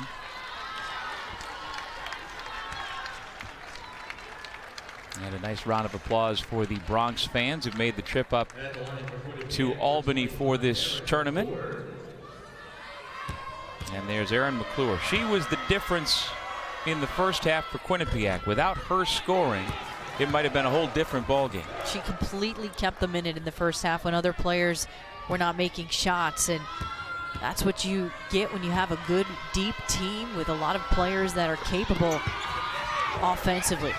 And it was her number in the first half. It's been somebody else's number. It's been different people's number all season long with this Quinnipiac crew. And Julianne, Erin McClure now has a new career high.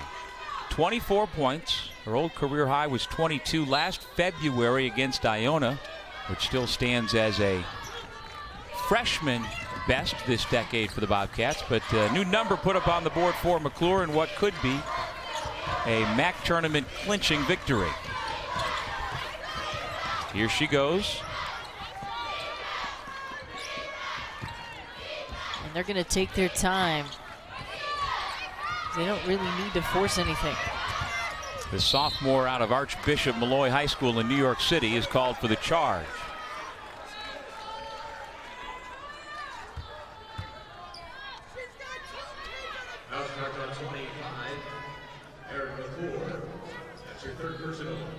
Foul number 3 on McClure.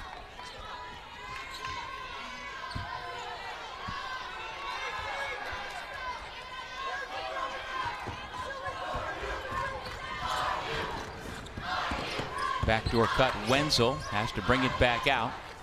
They could use some threes here, and the only player that's really hit from out there is Posset consistently. Foul against Schuin.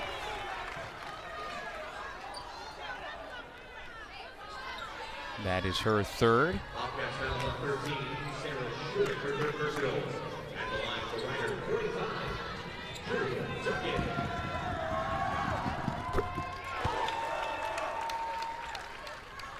For the 32nd year, ESPN Champ Week. And all its drama continues tonight with the American Women's Championship game, 7 o'clock Eastern on ESPN2. Can UConn keep the streak alive?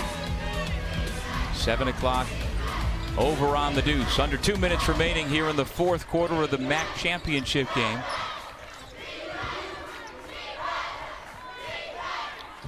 And you just sensed yesterday with the Quinnipiac Iona game that could have been like the championship game with the way that it was played, the intensity of it. It was a rematch from last year, and the Bobcats getting over that hurdle was key.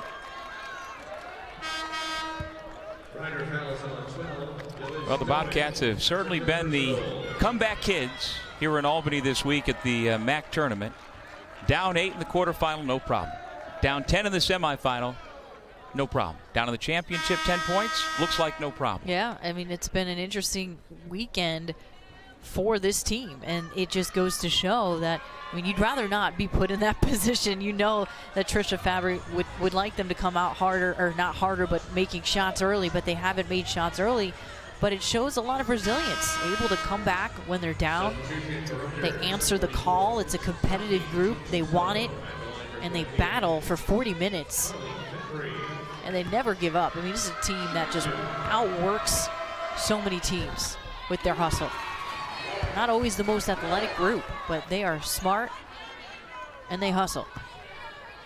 Doan fouled out. This is Carly Fabry, the daughter of the head coach, who misses the second free throw. Hushkova buries the 3. Timeout, Ryder. 30-second timeout taken by Ryder.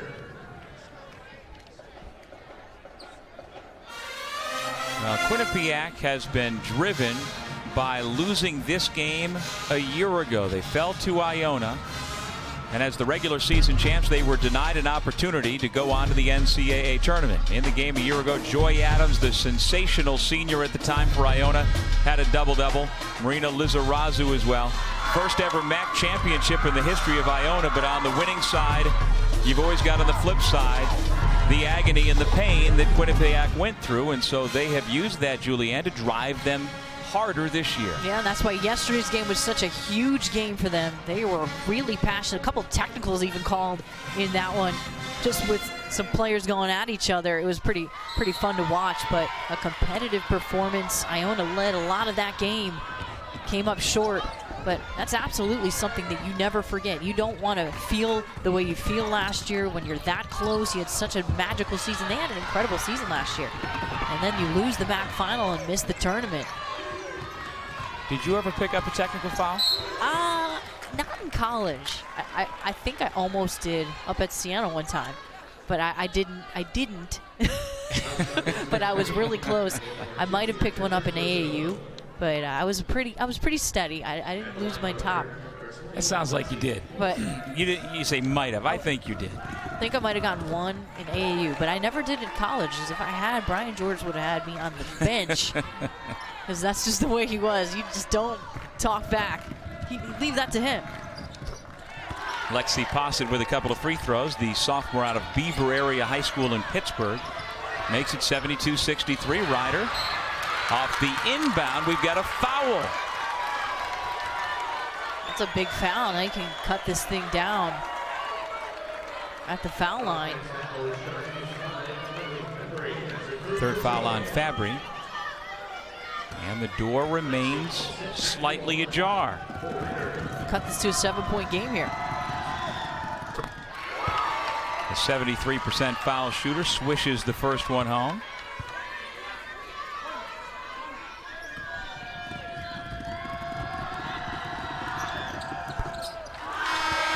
It is indeed a 7-point ball game, and Jen Fay with her double-double comes back into the game. Really good hustle, though, at the end of the game here by Ryder to cut this thing down. And they're picking up the full court here, and they're going to have to foul. Schuin, and a timeout is called. She was in a tough spot in the corner, and Quinnipiac is left with 2 timeouts. Well, you can't wait long to foul if you're Ryder. You're going to have to try to pick the worst free throw shooter, which this is a good free throw shooting team, so not an easy task. But you got to pick somebody to foul pretty immediately. You're trying to go for the steal though first. I'm just looking down the list. The lowest number on the free throw line would be Adele Thornton if she's in the game at 59%. Other than that, pretty much everybody else has a good to very good number. And now for tonight's player of the game, brought to you by Life Storage.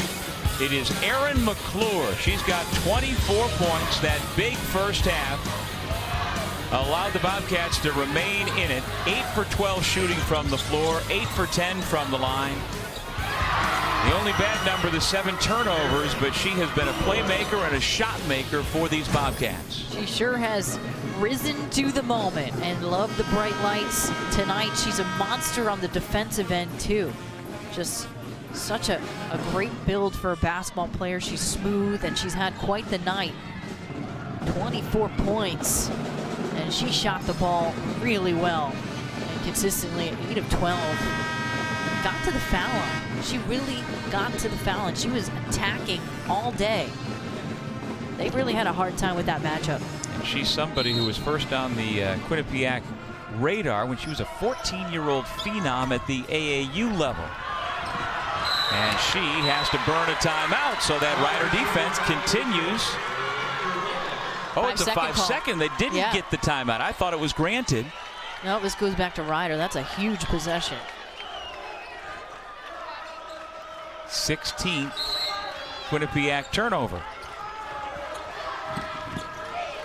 Lob in Duggan. They called the block. Count the basket and 1. I think it might have been a late defense. You know, this is a hard call. I feel like it's been inconsistent all season, but let's check it out. Nice lob in to Duggan. See, that could have been either way. That really could have been. McClure looked like she got there, but listen, if there's any doubt, it's usually going to be a blocking call. I think she was a little, maybe a hair late, but she could have had her foot on the line there. outside the semicircle. That was the 4th foul on McClure. Duggan completes the 3-point play, and it's a 4-point difference with just over a minute remaining. Personal foul, Pashkova. You see in the last 25 seconds, a 10-0 run. Insane. It's been a huge last few possessions for this Rider team. Now you've got to hope that Quinnipiac will miss from the free throw line. Now, yesterday, Quinnipiac missed a lot of free throws. Friendly bounce for the first one for Aaron McClure. Now Manns returns. Fay goes out. You know, turnover is such a big story here, Julianne. Of the 16 Quinnipiac turnovers, only 1 in the 3rd quarter, 7 so far here in the 4th.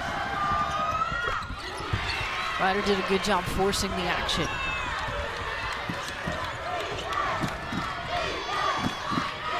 And they go to Duggan. Stroutmanet blocked the shot. And then a jump ball will stay at this end with Rider. Nice defensive positioning by Stroutmanet. And you know they're going to pound it into Duggan, which is what they should have been doing the whole game. They've had a hard time picking and choosing opportunities to get her the ball. Rider on a 10-2 run to get right back in the ball game. 50 seconds to go, and it's another block shot by Stroutmanet. That's not the shot you wanted. Wenzel hasn't done much the whole game. You've got to do whatever you can to get to Hashkova or to Duggan. And even Lexi Posset has shot well, but this isn't the possession that you really wanted. You're going right into a post player. Either dish that off to Duggan or kick it over. Carly Fabry now 2 for 3 on the night, 71% on the year.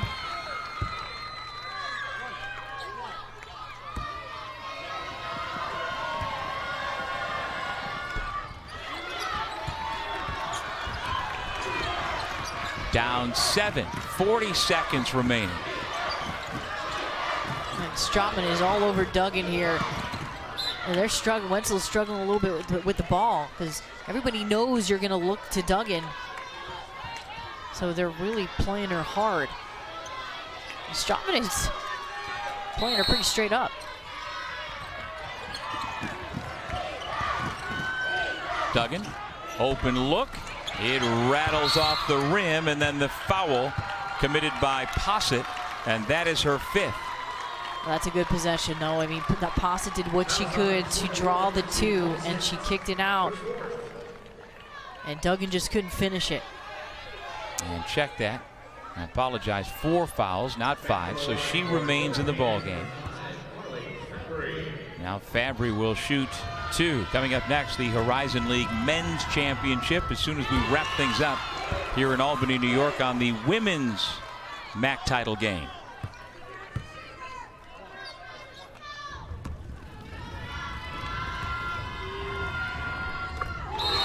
Two big free throws for Carly Fabry, the junior out of Laurelton Hall High School in Milford, Connecticut.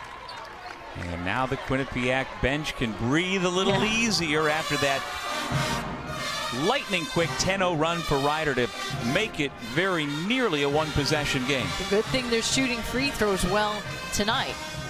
That's been pivotal at the end here. They allowed Rider to creep back right into it. And now they're sitting pretty comfortably. And they're tasting the MAAC championship right now. The Horizon League Men's Basketball Championship semis currently airing on ESPN News between Youngstown State and Northern Kentucky. We'll get you out there just as soon as we wrap things up here at the Times Union Center. There's some happy fans that made the trip in from Connecticut. And it wasn't that long ago that Carly Fabry herself was that young girl. She was a water girl, ball girl, whatever her mom wanted her to do. She grew up around the program there in Hamden. And she is on the verge of celebrating. Playing for moms. Yeah, 2nd trip to the NCAA tournament in 3 years, and she really played very little for her mom as a freshman. So this is the first time she's going to get a chance to go as a key contributor to the NCAA tournament. She's had a great tournament. I mean, yesterday she stepped up big, made a couple of big shots. facilitated throughout the tournament. Got a lot of fire like her mom, and she's been a key to their success. Yeah, 2 season highs in the quarter and in the semifinal rounds. Duggan for 3. Ryder says not so fast. Where'd that come from, Doug? Dug in, just making it work. Her first 3-point basket of the year. She had been 0 for 2, and she shot it like she was Steph Curry. Yeah, she really did. That surprised me. Atta girl. She's feeling the intensity of the situation, and she's a senior, so there we go.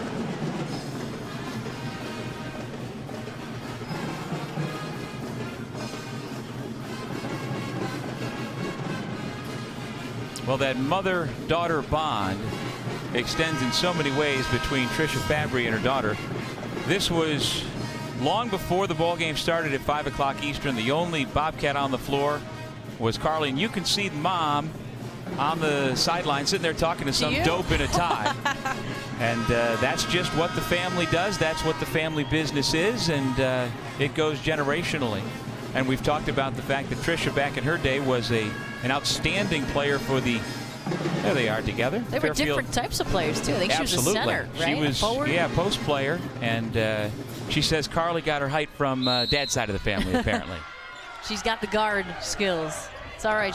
It's worked out well for her.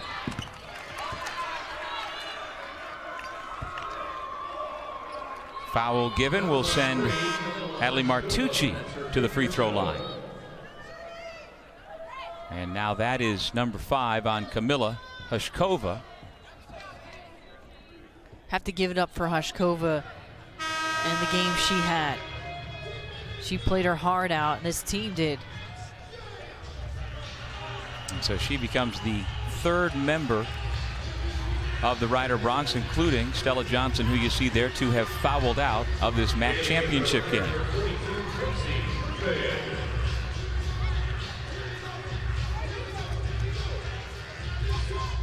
Tracy Goodman's come into the ball game for the first time, a freshman from Lansdale, Pennsylvania.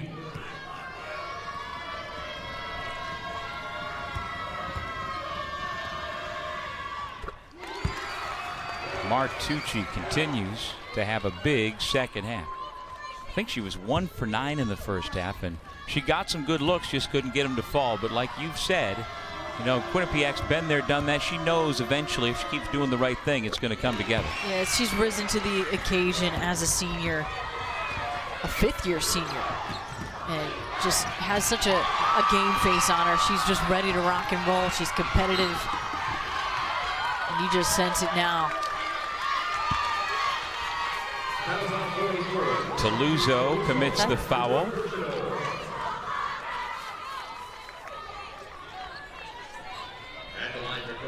And so Erin McClure, last year's Rookie of the Year in the conference, working on a new career high.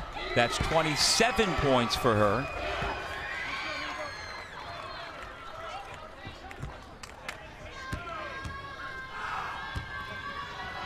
Quinnipiac gets it done when they need to. This is a team that finishes ball games.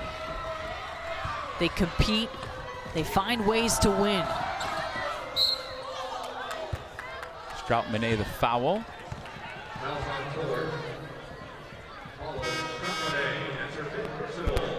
I almost get the sense she's embarrassed by that. She was trying to get out of the way and knew not to foul, but I think she'll get over that in about 10 seconds. Yeah, for sure. You don't care at this point. You know you're going to get the gold ball. And there she's getting a big hug from her head coach saying, don't worry about it. Don't sweat it. We're going to the dance. we'll just go dancing. And then coach says, box out. Come on. It never stops. Yeah, you don't know. Not until the horn goes. Well, Taylor Wenzel has been one of the blocks of granite this Ryder program has been built on. She's a part of a senior class that has done something that no other class of Ryder Bronx has done since they joined the league more than 2 decades ago. Jump ball. A salute to Julia Duggan. A salute to Robin Perkins. A salute to Yeliz Doan. These seniors have allowed Lynn Milligan to turn a program around. They've certainly done whatever it's taken, whatever was needed to compete and to compete well this season. They have been the surprise team, in my opinion, in the MAAC this season. Sure. Nobody expected it. And they just played really well, continued to take one game at a time. Just not going to get over that hump here. I think Quinnipiac has too much firepower and experience. Well, he came into this game, Ryder did, having won 11 of its last 12 games, lost the regular season finale at Fairfield, and then knocked off Monmouth and Fairfield to get to this point. Of course, playing without the injured Robin Perkins. How much of a difference did that make in this ball game? I think it could have been a huge, huge difference. This is a close game, and Perkins is an offensive-minded player. She averaged about 16, 17 points a game. So absolutely, they just didn't have enough offense tonight. So not having her really hurt. It's a shame they lost her down the stretch, and they had a really fair shot in this one.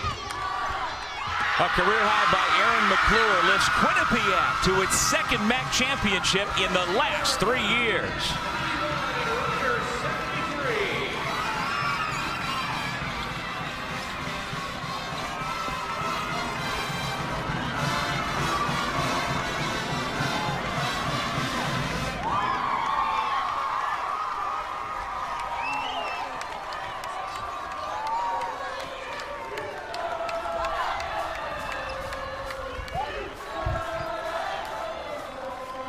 Trisha Fabry and the Quinnipiac Bobcats improved to 27-6, and they are going to the NCAA tournament. Coming up next, the Horizon League Men's Basketball Championship semis, Youngstown State versus Northern Kentucky.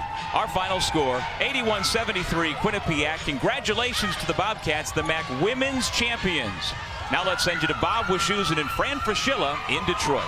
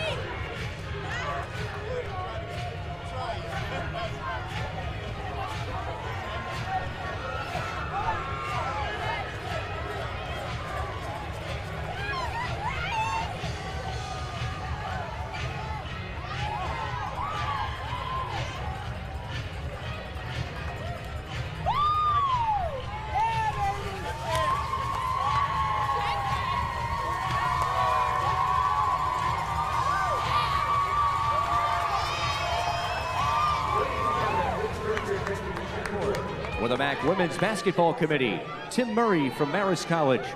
Karen Torsha from Rider University, and Jessica Wheeler from Niagara University join MAAC Commissioner Rich Enzer to present this year's championship awards.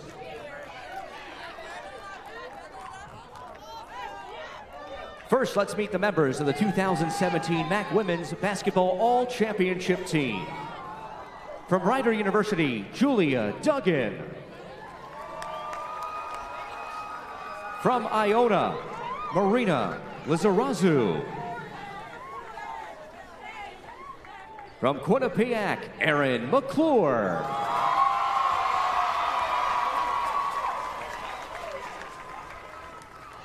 From Quinnipiac, Jen Fay.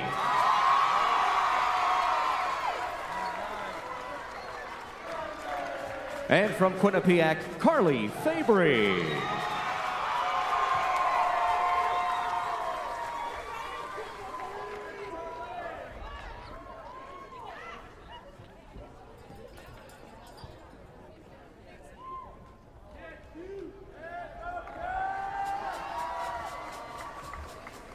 And the 2017 MAAC Women's Basketball Championship Most Valuable Player is Adelie Martucci from Quinnipiac.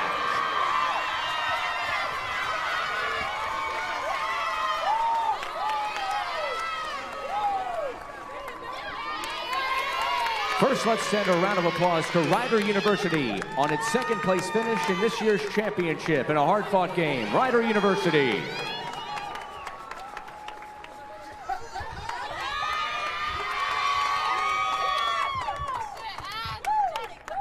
At this time, let's meet the individual team members from Quinnipiac University. Please come forward to accept your team championship award as your name is called. Number 5, Carly Fabry.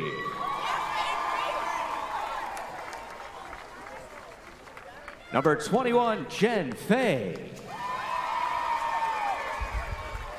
Number 24, Katie Grant. Number 2, Taylor Hurd. Number 22, Brittany Johnson. Number 35, Morgan Mans. Number 23, Brittany Martin. Number 3, Adelie Martucci. Number 25, Erin McClure.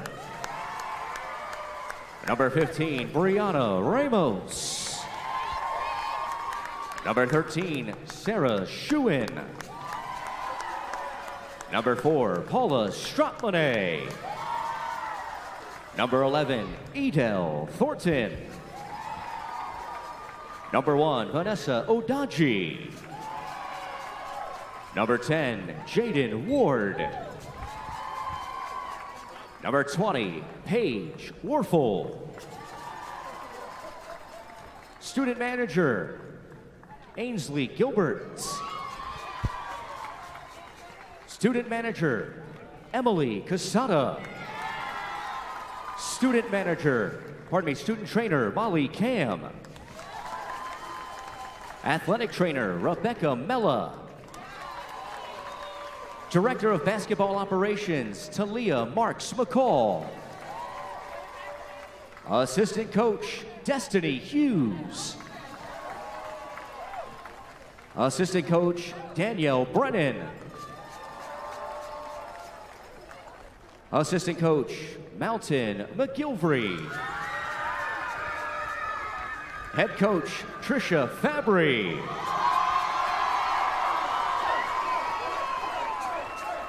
Senior Women's Administrator, Sarah Frazier. Athletic Director, Greg Amonio. And Quinnipiac President, Dr. John L. Leahy.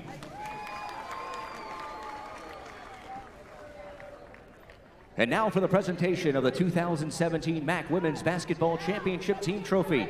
Accepting on behalf of Quinnipiac, our captains Adelie Martucci, Morgan Mans, and Carly Fabry.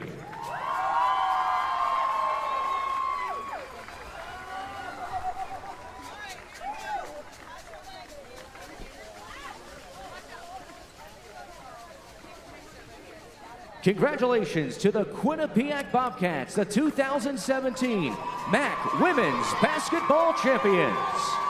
Good luck in the NCAA tournament.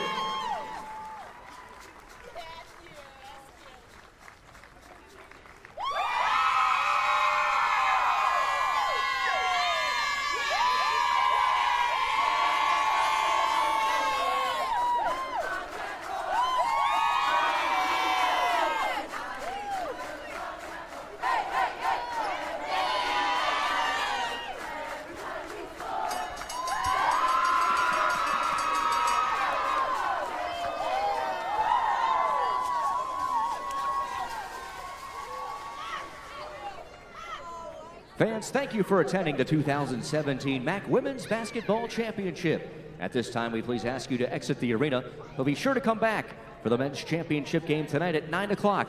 The 3rd seed Iona Gales taking on the 4th seed Siena Saints, with tip-off scheduled for 9 p.m.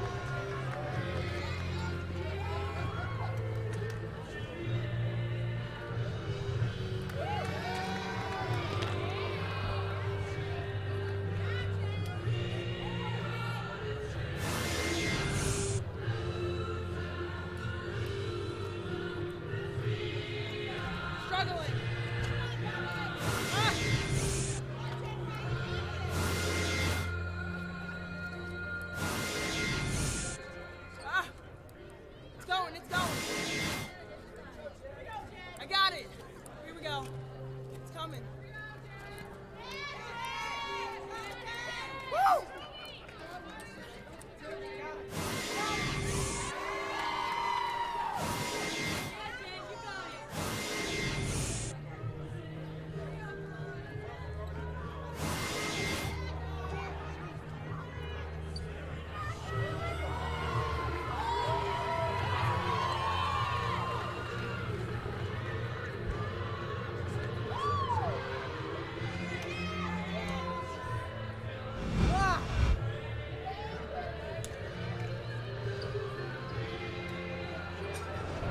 ESPN's exclusive presentation of college basketball is brought to you.